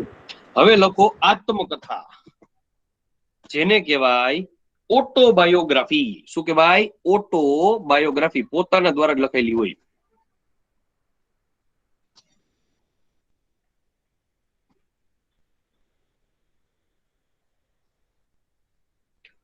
Autobiography, બરાબર છે. આ ઓટોબાયોગ્રાફી આત્મકથા છે. હવે આપણને લોકોને ખબર જ હોય, દાખલા તરીકે તમે તમારી આત્મકથા લખો તો ક્યાંથી શરૂઆત કરો? સાવ પહેલેથી, જૈનમાં હોય ને ત્યારથી. બરાબર છે કે હું નાનો હતો ત્યારે આવો હતો, નાનો હતો ત્યારે મેં આવા કાંડ કર્યા હતા. બરાબર, પછી ધીમે ધીમે મોટો થયો ત્યારે ભાઈ મારા કાંડના પ્રકાર બદલાણા, પણ હું કાંડ તો કરતો જ તો. બરાબર છે, એ આત્મકથા. પણ યાદ રાખો, આ આત્મકથા છે ને એ અધૂરો સાહિત્ય પ્રકાર માનવામાં આવે છે. કેવો? અધૂરો. શું કામ અધૂરો સાહિત્ય પ્રકાર માનવામાં આવે છે? હવે બટ ઓબ્વિયસ છે યાર, કે કોઈ પોતાના જીવનના અંતિમ ક્ષણ સુધી બાયોગ્રાફી લખી શકે? ન લખી શકે. બરાબર છે કે છેલ્લે છેલ્લે મરવા પડ્યો ત્યારે લખે કે મારા છેલ્લા અંતિમ શ્વાસ હાલે, એવા ખોટા સીન હોય? નો હોય. બરાબર, તો ઈ જ્યાં સુધી છેલ્લા 5-10 વર્ષ એ માંદો પડ્યો હોય, કઈ કામ હોય તો એને લખ્યું હોય નહીં. તો એનો કેવો સાહિત્ય પ્રકાર છે? અધૂરો સાહિત્ય પ્રકાર માનવામાં આવે છે. બીજી વસ્તુ, સૌ પ્રથમ આત્મકથા કોણે લખી? નર્મદે જ લખી. કોણે લખી? નર્મદે. કઈ લખી? મારી હકીકત. મારી હકીકત સૌથી પહેલી આત્મકથા એને લખી. અને જે ડંકા પાડી દીધા એવી આત્મકથા, હૈયે ને હોઠે ગામ આખાને હોય એવી આત્મકથા એટલે ગાંધીજી. કઈ હતી? સત્યના પ્રયોગો. આ ગાંધી બાપુએ સત્યના પ્રયોગો પોતે જૈનમાં ને 1869 બરાબર, ત્યારથી લઈને 1920 સુધી જ લખેલી છે. ગાંધી બાપુ મર્યા ક્યારે? 1948. તો છેલ્લા 28 વર્ષની એને આત્મકથા લખી નથી. આ યાદ રાખવાનું રહેશે. બરાબર, ક્યાંથી ક્યાં સુધીની લખી છે? 1920 સુધીની. એક જ મિનિટ હો ભાઈ.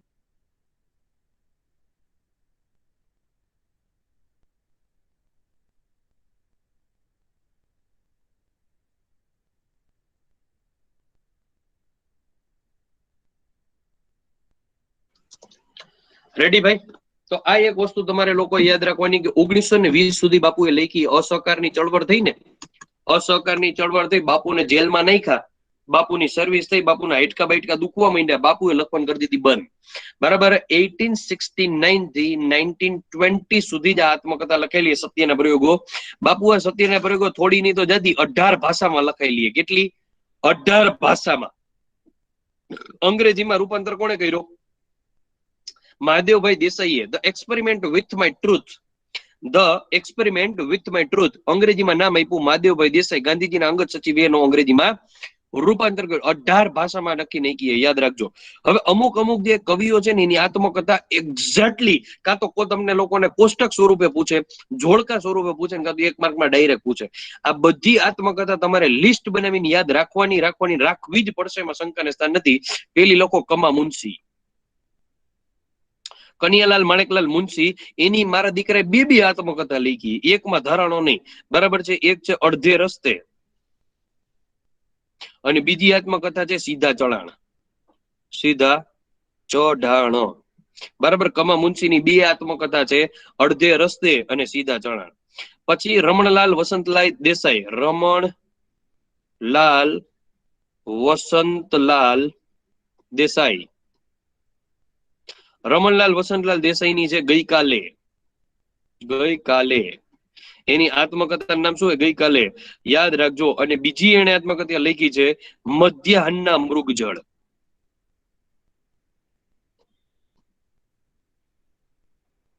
મધ્યાહનના મૃગજળ, ખાસ યાદ રાખજો. એવી જ રીતે લખાયેલી છે નાનાભાઈ ભટ્ટ દ્વારા. નાનાભાઈ ભટ્ટની આત્મકથાનું નામ છે ઘડતર અને ચણતર. ઘડતર અને ચણતર. નાનાભાઈ ભટ્ટ આવી ગયા, રમણલાલ દેસાઈ આવી ગયા, કમા મુનશી આવી ગયા, ઇન્દુલાલ યાજ્ઞિક. ગુજરાત છૂટું પડવામાં સૌથી મોટો હાથ.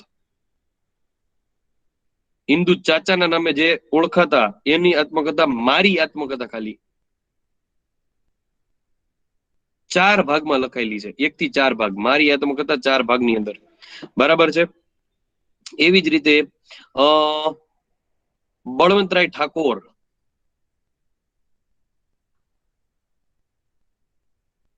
બળવંતરાય કલ્યાણજી ઠાકોર કેના પિતા તરીકે ઓળખાય? સોનેટ. હે? સોનેટ. પરફેક્ટ. એની આત્મકથાનું નામ છે 75 મે. 75 મે 75માં વર્ષે લખી હતી બળવંતરાય ઠાકોરે. પછી છે ચંદ્રવદન મહેતા. આ ચંદ્રવદન મહેતાની આત્મકથાનું નામ બહુ કામનું છે ભાઈ, ઘણી વખત પૂછાયેલું છે. ગઠરિયા શ્રેણી. ગઠરિયા શ્રેણી. અમારાથી ભૂલથી ઢ થઈ ગયો. ગઠરિયા શ્રેણી. ગઠરિયા શ્રેણી. પછી જયશંકર ભોજક. જયશંકર ભોજક, જેનું ઉપનામ શું હતું? સુંદરી. કારણ કે પોતાના જીવનકાળ દરમિયાન એકમાત્ર નાટક એને પુરુષ તરીકે કર્યું હતું, બાકી બધા સ્ત્રી તરીકે કર્યા હતા. અને એની આત્મકથાનું નામ છે થોડા આંસુ થોડા ફૂલ.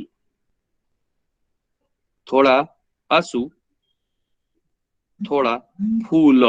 થોડા આંસુ થોડા ફૂલ. ચંદ્રકાંત બક્ષી.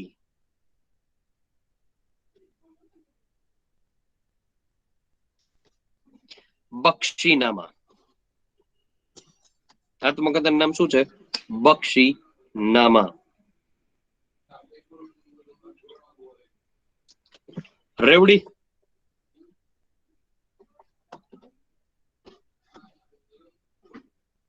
Yes sir. આત્મકથા છે ને એને ઓટોબાયોગ્રાફી કહેવાય. અધૂરો સાહિત્ય પ્રકાર છે. સૌથી પહેલી આત્મકથા લખી નર્મદે. બરાબર છે. શું નામ હતું? મારી હકીકત. બરાબર. સૌથી ફેમસ ગાંધીજીની સત્યના પ્રયોગો 18 ભાષામાં લખાયેલી છે. બરાબર છે. અને 1869 થી 1920 સુધી લખાયેલી છે. છેલ્લા 28 વર્ષની આત્મકથામાં એનો કશો જ ઉલ્લેખ મળતો નથી. કમા મુનશીની 2 આત્મકથા, અડધે રસ્તે ને સીધા ચણા. રમણલાલ વસંતરાય દેસાઈની પણ 2 આત્મકથા, ગઈકાલે અને મધ્યાહન મૃગજળ. અને નાનાભાઈ ભટ્ટની ઘડતર અને ચણતર. ઇન્દુલાલ યાજ્ઞિકની મારી આત્મકથા 1 થી 4 ભાગ. બળવંતરાય ઠાકોર 75 મે. ચંદ્રવદન મહેતા ગઠરિયા શ્રેણી. બરાબર. ચંદ્રકાંત બક્ષી બક્ષીનામા. જયશંકર ભોજક સુંદરી થોડા આંસુ થોડા ભૂલ. ચલો, કોઈને કઈ ડાઉટ કરો આની અંદર ભાઈ? નો સર. ચલો રેડી. નો સર. આગળ વધો. રેડી. હવે લખો ઓટોબાયોગ્રાફી પછી બાયોગ્રાફી, જેને કહેવાય આત્મચરિત્ર.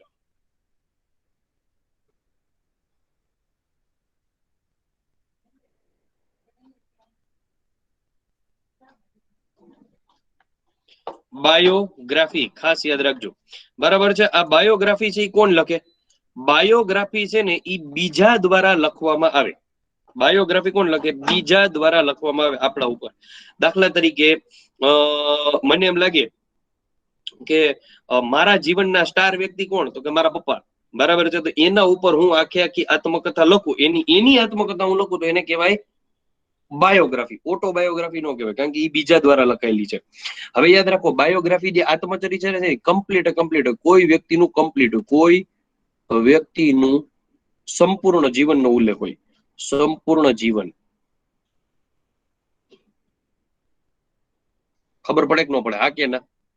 કારણ કે બીજા દ્વારા લખાયેલી હોય. બીજા દ્વારા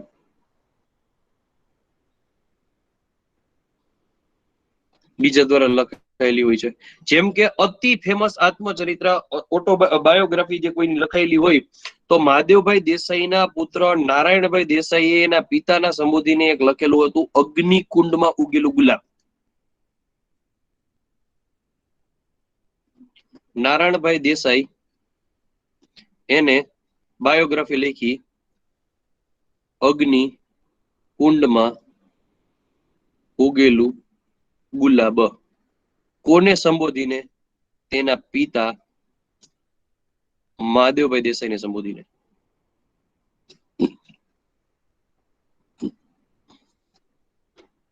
મહાદેવભાઈ દેસાઈ એટલે કોણ? ગાંધીજીના અંગત સચિવ. શું લખતા? ડાયરી લખતા. ગાંધીજીની આત્મકથા સત્યના પ્રયોગોને અંગ્રેજીમાં રૂપાંતર કરનાર કોણ? મહાદેવભાઈ દેસાઈ. બરાબર. આ મહાદેવભાઈ દેસાઈ જે છે એને નામ લખ્યું the experiment with my truth. અને આ જ મહાદેવભાઈ દેસાઈનું મૃત્યુ થયું 1946 ની અંદર આગા ખાન મહેલમાં, પુણે. ચલો રેડી. અને એના પુત્ર નારાયણભાઈ દેસાઈ એને નામ આપ્યું અગ્નિકુંડમાં ઉગેલું ગુલાબ.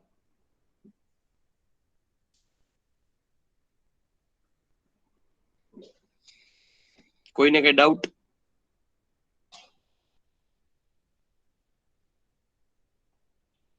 નો સર. ચાલો હવે લખો મહાનવલકથા. મહાનવલકથા. મહાનવલકથા જે છે એ મહાનવલકથામાં શું હોય તો કે નવલકથાનો એક ભાગ કે જેમાંથી બધી ઘટનાના પ્રસંગો જે છે એને વિસ્તૃત સ્વરૂપે દર્શાવેલા હોય. નવલકથાનો એક એવો ભાગ કે જેની બધી જ ઘટનાઓને વિસ્તૃત સ્વરૂપે દર્શાવેલી હોય અને એના મહાનવલકથા 1887 ની અંદર કોણે લખી? ગોવર્ધનરામ ત્રિપાઠી. કઈ લખી? સરસ્વતી ચંદ્ર. ભાગ 1 થી 4. સરસ્વતી ચંદ્ર ભાગ 1 થી 4 ની અંદર લખવામાં આવેલી હતી. ચલો ક્લિયર કટ છે બધા લોકોને? Yes, sir. કોઈને કઈ doubt?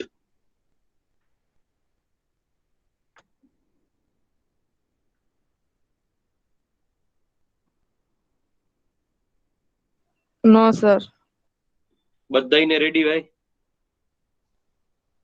Yes, sir. Yes, sir.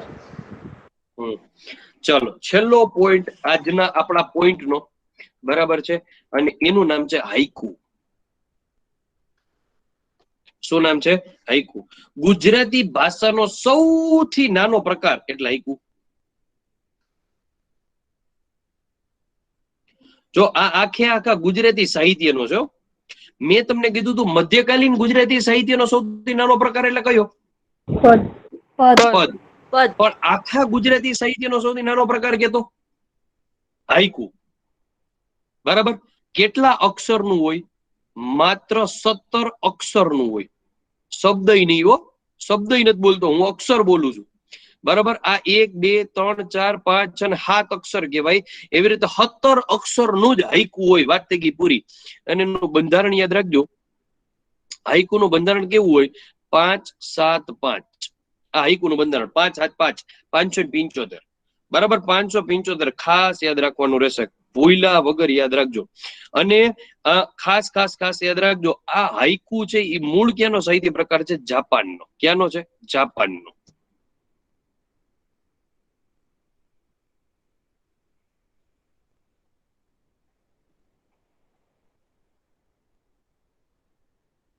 આ જાપાનની અંદર હાઈકુને કયા નામે ઓળખવામાં આવે છે? હોકકુ. કયા નામે ઓળખવામાં આવે? હોક્કુ.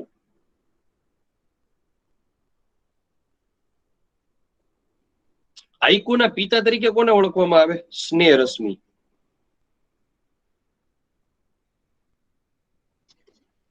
અને આ સ્નેહરશ્મિએ એક પ્રથમ હાઈકુની રચના કરી જેનું નામ છે સોનેરી ચાંદ રૂપેરી સૂરજ.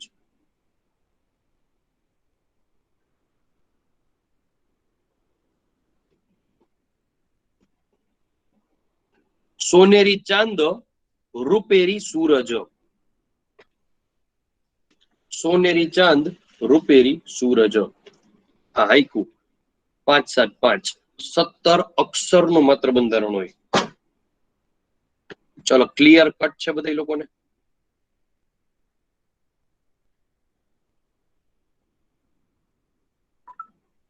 Yes sir.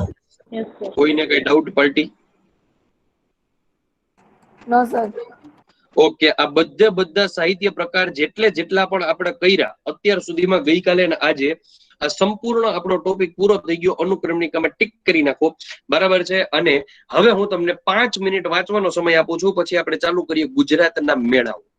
બરાબર છે, તો 5 મિનિટ ફટાફટ એક વખત વાંચી નાખો પહેલેથી લઈને છેલ્લે સુધી, જેના કારણે તમારો આ સૌથી અઘરામ અઘરો પોઈન્ટ છે ગુજરાતી સાહિત્યનો.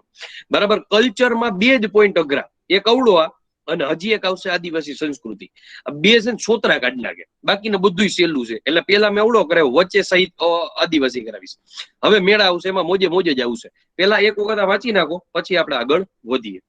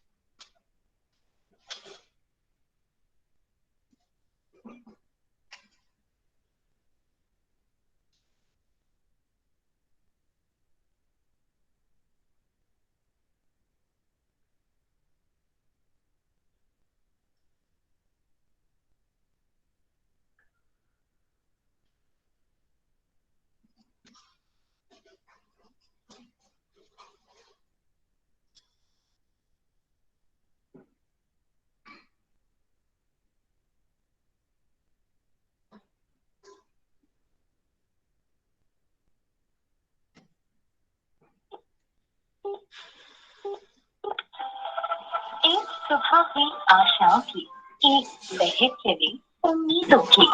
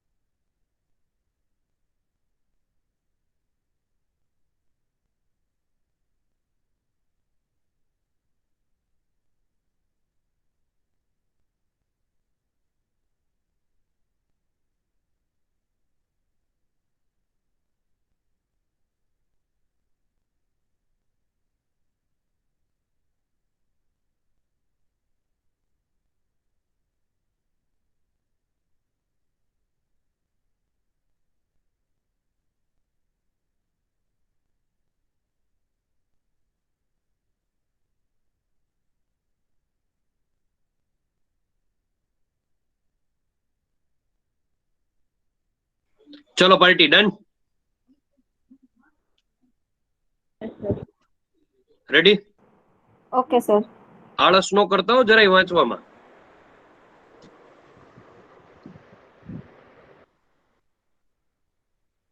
ચલો હેડિંગ મારો ગુજરાતના મેળાઓ. અતિ મહત્વનો ટોપિક, મોસ્ટ આઈએમપી ટોપિક. ગુજરાતના મેળાઓ મિત્રો, કોઈ પણ કોમ્પિટિટિવ એક્ઝામ હોય, ક્લાસ 3 હોય, ક્લાસ 1 2 હોય, સુપર ક્લાસ 3 હોય, ડીવાયએસ હોય, કોઈ પણ પરીક્ષા હોય, મેળાનો પ્રશ્ન નીકળે એમાં શંકાને સ્થાન જ નથી. બરાબર છે? આ જે મેળા છે તો સૌથી પહેલા આપણને ઈ ખબર હોવી જોઈએ કે ગુજરાતમાં કુલ કેટલા મેળા ભરાય છે. ખબર છે કોઈને? અઠિયો મારો હોય તમ તારે જય માતાજી કરીને. ગુજરાતમાં કુલ કેટલા મેળા ભરાય છે ખબર છે કોઈને? No, sir. 1521 મેળા ભરાય.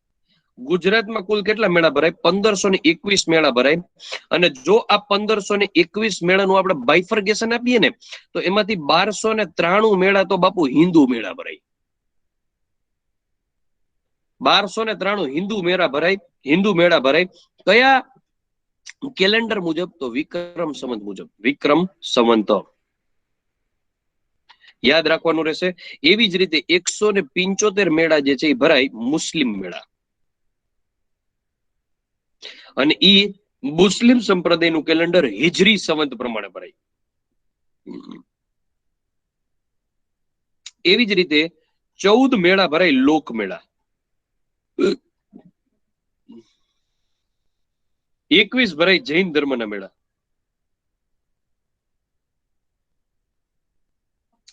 એક પારસી લોકોનો મેળો ભરાય. આખા ગુજરાતમાં એક મેળો જ ભરાય. કોનો? પારસી મેળાનો, પારસી લોકોનો. અને 17 અન્ય મેળા ભરાય. અન્ય મેળા એટલે કે જે એમાં તમે આદિવાસી પણ ગણી શકો, વેપાર માટેના પણ ગણી શકો, બરાબર, એક્સેટ્રા કોઈ પણ મેળા તમે ગણી શકો. જે અન્ય મેળાઓ 17 મેળાઓ જે છે એ તમે એની અંદર ગણી શકો. તો આ તમારે સૌથી પહેલું યાદ રાખવાનું. ગુજરાતની અંદર કુલ 1521 મેળા ભરાય, જેમાંથી 1293 મેળા હિન્દુ મેળા ભરાય, 175 મુસ્લિમ મેળા ભરાય, 14 મેળા લોક મેળા ભરાય, 21 મેળા જૈન ધર્મના મેળા ભરાય, 1 પારસીઓનો મેળો ભરાય અને 17 મેળા અન્ય ભરાય. ચલો, કોઈ લોકોને આની અંદર ડાઉટ છે?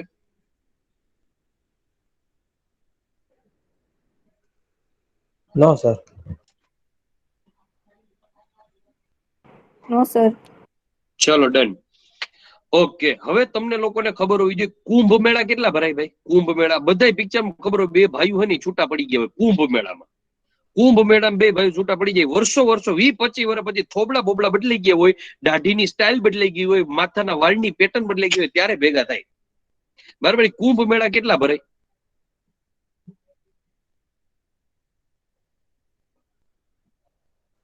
બોલો, આ તો ખબર હોવી જોઈએ ભાઈ. 4. 4 મેળા ભરાય. પેલો મેળો પ્રયાગરાજ ખાતે. પ્રયાગરાજ નું નામ શું છે? અલ્હાબાદ. બીજો મેળો ભરાય ઉજ્જૈન. અને ત્રીજો મેળો ભરાય નાસિક, મહારાષ્ટ્ર. ચોથો મેળો ભરાય હરિદ્વાર. બરાબર છે? આ પ્રયાગરાજમાં, જે પ્રયાગરાજ છે કઈ નદીના કિનારે આવેલું છે? ગંગા જમના નદી. બરાબર? ગંગા જમના ને સરસ્વતી. ખાસ યાદ રાખજો. ઉજ્જૈન છે ક્ષિપ્રા નદીના કિનારે. બરાબર? ક્ષિપ્રા નદીના કિનારે મેળો ભરાય. નાસિક ગોદાવરી. અને હરિદ્વાર છે ગંગા નદીના કિનારે છે. બરાબર? આ 4 વર્ષે, દર 4 વર્ષે મેળો ભરાય. કેટલા વર્ષે? દર 4 વર્ષે. એટલે કે અહીંયા 4 વર્ષે, અહીંયા 4 વર્ષે, અહીંયા 4 વર્ષે, અહીંયા 4 વર્ષે. 4 વર્ષે પ્રયાગરાજમાં ભરાણો, પછી 4 વર્ષે ઉજ્જૈનમાં ભરાય. ઉજ્જૈનમાં ભરાણો 4 વર્ષે નાસિકમાં ભરાય. નાસિકમાં ભરાણો પછી 4 વર્ષે હરિદ્વારમાં ભરાય. હરિદ્વારમાં ભરાણો પછી 4 વર્ષે પ્રયાગરાજમાં ભરાય. એટલે આ પ્રયાગરાજમાં ભરાણો પછી 16 વર્ષે પાછો પ્રયાગરાજમાં ભરાય. ખબર પડે કે ન પડે? Yes sir. ચલો ડન છે. હવે પ્રશ્ન પૂછાય કે મહિના છે ને, મહિના હંમેશા તિથિ પ્રમાણે હોય. મહિના કોઈ દિવસ ગ્રેગોરિયન કેલેન્ડર મુજબ ન હોય. દાખલા તરીકે હું તમને એમ કહું, મારો જન્મ દિવસ છે 18મી ફેબ્રુઆરીએ છે, તો 18મી ફેબ્રુઆરી મેળો ચાલુ થાય? તો કે ના ના, એવું ન હોય. ખબર પડે કે નહીં? પણ તિથિ પ્રમાણે મેળા ભરાતા હોય. જે રીતે આપણો બર્થડે તારીખ લેખે પણ હોય, તિથિ લેખે પણ હોય, તો મેળા હંમેશા તિથિ લેખે ભરાતા હોય. તમને પ્રશ્ન પૂછાય ગુજરાતમાં સૌથી વધારે મેળા ક્યાં ભરાય? જવાબ શું આવે? બોલો જોઈએ. ગુજરાતમાં સૌથી વધારે મેળા કયા જિલ્લામાં ભરાય?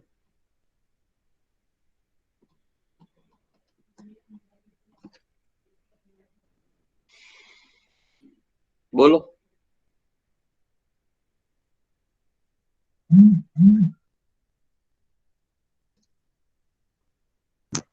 No idea sir. અઠિયો તો મારો 33 જિલ્લા હે. कच्छ. નહીં, બનાસકાંઠા. તળ ગુજરાતમાં ભરાય.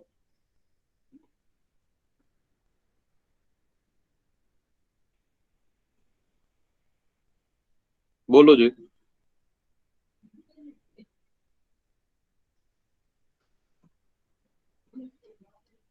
સુરત. યાદ રાખજો, 159, 159 મેળા ભરાય.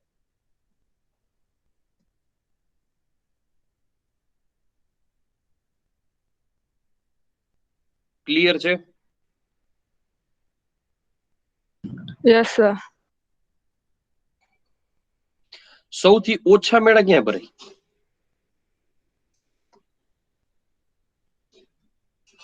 डांग में. કેટલા?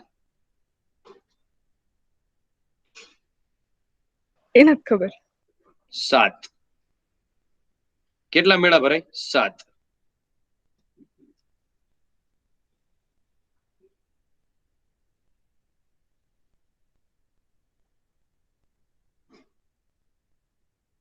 ચલો, ક્લિયર કટ છે?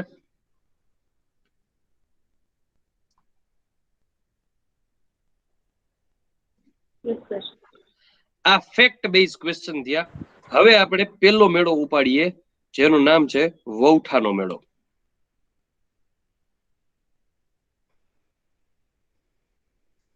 ચલો, વૌઠાનો મેળો ક્યાં ભરાય બોલો જોઈએ. પેલા સ્થળ કયો, ક્યાં ભરાય? અમદાવાદ. અમદાવાદમાં ક્યાં? ઓલું કંઈક સપ્ત સંગમ થાય 7 નદીનો. હા ઈ બરાબર, પણ જગ્યા કઈ? સાબરમતી. જગ્યા કઈ? ધોળકા. ઓકે, હવે યાદ રાખજો, આપણે જયારે ઉપર છેલ્લું વાંચ્યું હોય ને ત્યારે આપણને અમદાવાદ યાદ આવે, સપ્ત નદી યાદ આવે, ધોળકા યાદ આવે, પણ આ જે મેળો છે ને એ હકીકતમાં 2 જિલ્લામાં ભરાય છે. બરાબર, વૌઠાનો મેળો 2 જિલ્લામાં ભરાય. કઈ કઈ જગ્યાએ? તો કે અમદાવાદના ધોળકાથી લઈ અને ખેડાના માતર તાલુકા સુધી આખા વિસ્તારમાં ભરાતો આ મેળો છે. અમદાવાદના ધોળકાથી લઈને ખેડાના માતર તાલુકા સુધી આ મેળો ભરાય. ખાલી ને ખાલી તમે અમદાવાદના ધોળકા ગયો ને તો એ ચીલા ચાલુ જવાબ છે. ખાલી ને ખાલી ખેડાના માતર તાલુકા ગયો ને તો ચીલા ચાલુ જવાબ છે. અમદાવાદના ધોળકાથી લઈને ખેડાના માતર તાલુકા સુધી ભરાતો મેળો ઈ વૌઠાનો મેળો. હવે જો આ 2 જિલ્લાના જે 2 જિલ્લાની સરહદ છે ને એના ઉપર આ મેળો ભરાય, જેના કારણે થોડોક ધોળકામાં આવે, થોડોક ખેડાના માતરમાં આવે, જેના કારણે આ 2 જિલ્લાની સરહદ ઉપર ભરાય, એટલા માટે એને સરહદીયો મેળો પણ કહેવાય. ખબર પડે કે ન પડે? બરાબર છે, 2 જિલ્લામાં ભરાય છે, એનો મતલબ તમે વિચાર કરો કેટલો મોટો એનો એરિયા હશે, કેટલો મોટો એનો વિસ્તાર હશે. તો આખા ગુજરાતમાં વિસ્તારની દ્રષ્ટિએ સૌથી મોટો મેળો એટલે વૌઠાનો મેળો.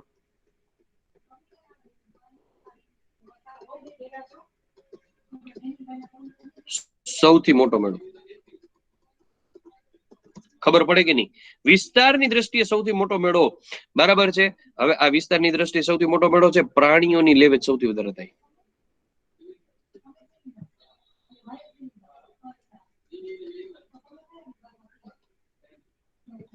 પ્રાણીઓની લે વેચ સૌથી વધારે થાય છે.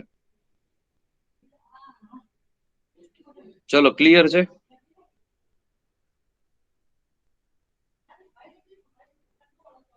Yes sir. ધોળકાની વિશેષતા બોલો તો.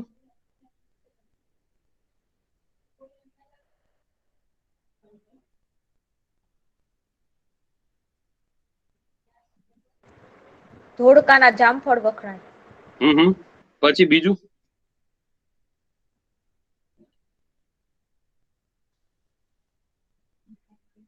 એક મિનળ દેવીએ બંધાવેલું એક તળાવ છે. કયું કયું? ન્યાય જોવો હોય તો જોવો, મલ્લાવ તળાવ. મલ્લાવ તળાવ. હા, પછી?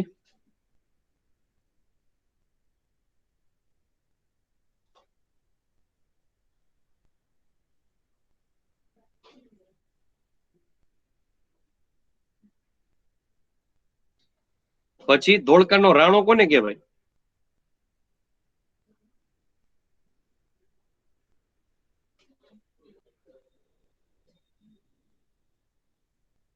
લવજી ઠાકોર. શું?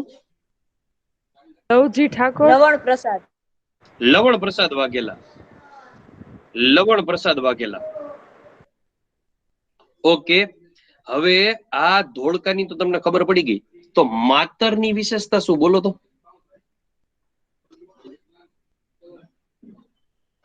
ખબર છે કે ખબર જ નથી? નથી ખબર સર. આ માતર છે ને એમાં એક બહુ મોસ્ટ આઈએમપી વ્યક્તિનો જન્મ થયો જેનું નામ છે જલન માત્રી. નામ સાંભળ્યું છે?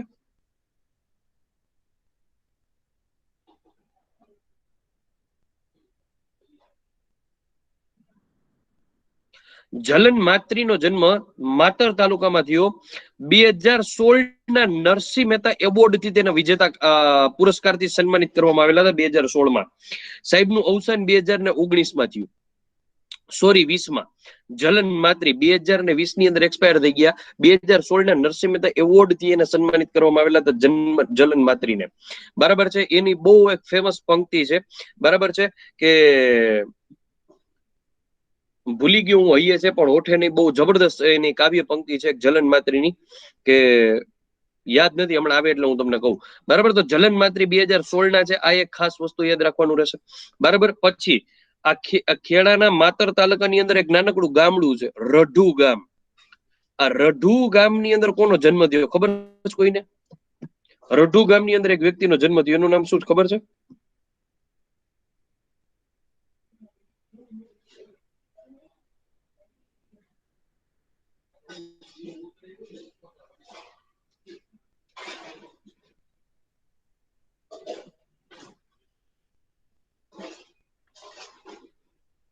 નથી ખબર. નથી. ગુજરાતનું ઓપનિંગ કોણે કર્યું?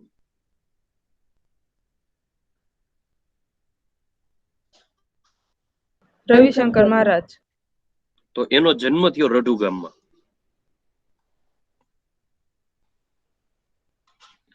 રવિશંકર મહારાજ નું આખું નામ બોલો તો.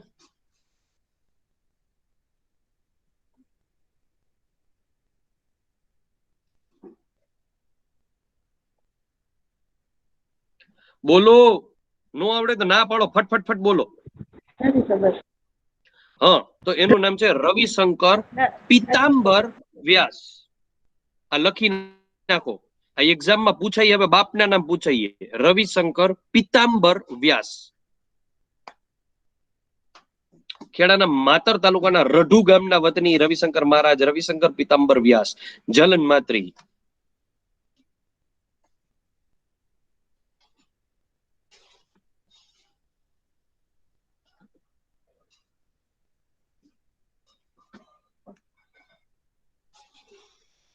ચલો રેડી.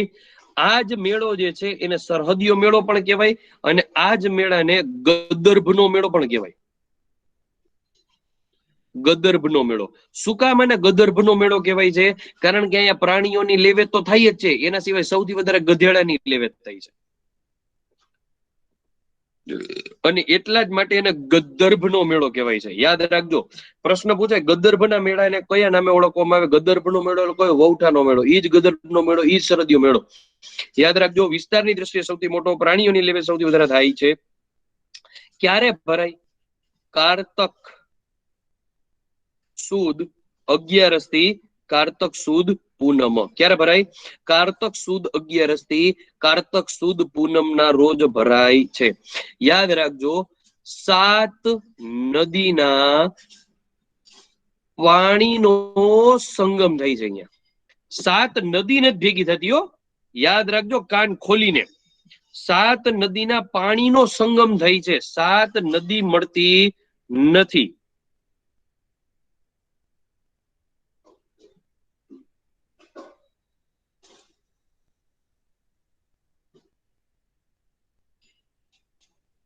કઈ કઈ 7 નદી?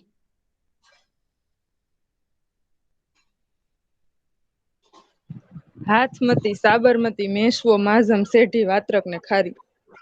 Very good. પણ અહીંયા માત્ર ને માત્ર 2 નદી ભેગી થાય. ઈ 2 નદી એટલે કઈ?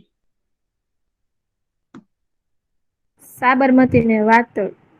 પરફેક્ટ જવાબ. હવે આ 7 નદીના નામ યાદ રાખવા માટે એક સૂત્ર છે. હા માસા મેવા ખાસે. બાકી તમે જે યાદ રાખ્યું એ રાખી શકો. હા એટલે હાથમતી, મા એટલે માઝમ, સા એટલે સાબરમતી, મે એટલે મેશ્વો, વા એટલે વાત્રક, ખા એટલે ખારી, સે એટલે સેઢી.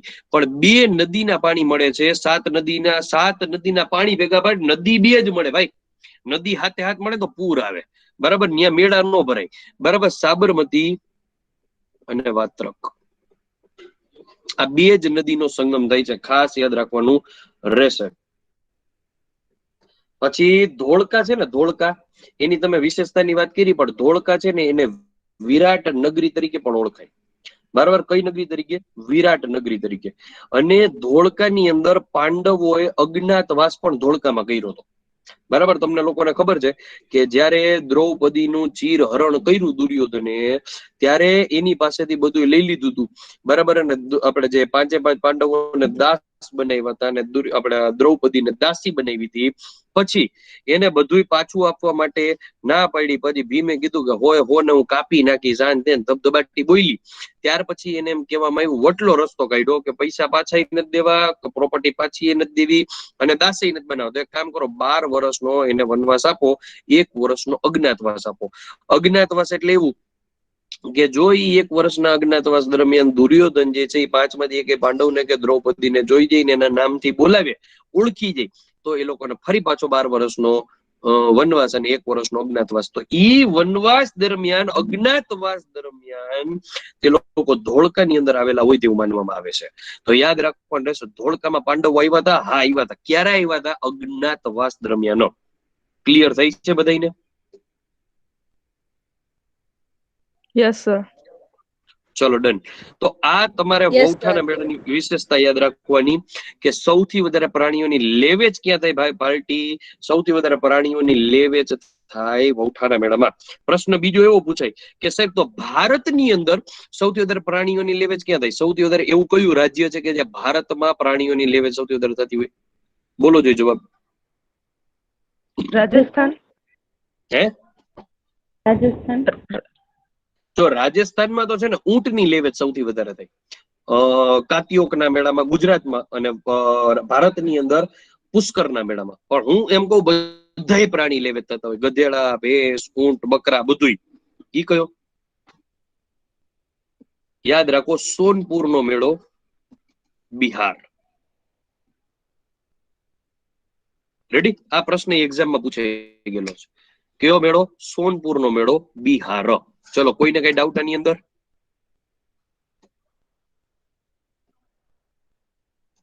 નો સર. ચલો ડન છે. તો આજનો લેક્ચર આપણે અહીંયા સુધી રાખીએ ભાઈ. 4 વાગે આપણો મેથ્સ નો લેક્ચર છે. બધા લોકો પહોંચી જજો. ગઈકાલે બધા આવ્યા હતા મેથ્સમાં કે નહોતા આવ્યા?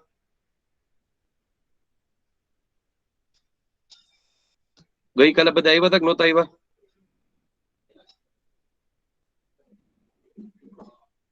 હા સર. ઓકે. કદાચ નો આવ્યો હોય તો આજે આવી જાજો ભાઈ. મેથ્સ નો તાકાત વાળો લેક્ચર છે 4 થી 5. બરાબર? તો ખાસ બધા લોકો પહોંચી જાજો. આજનો લેક્ચર અહીં સુધી રાખીએ. આવજો.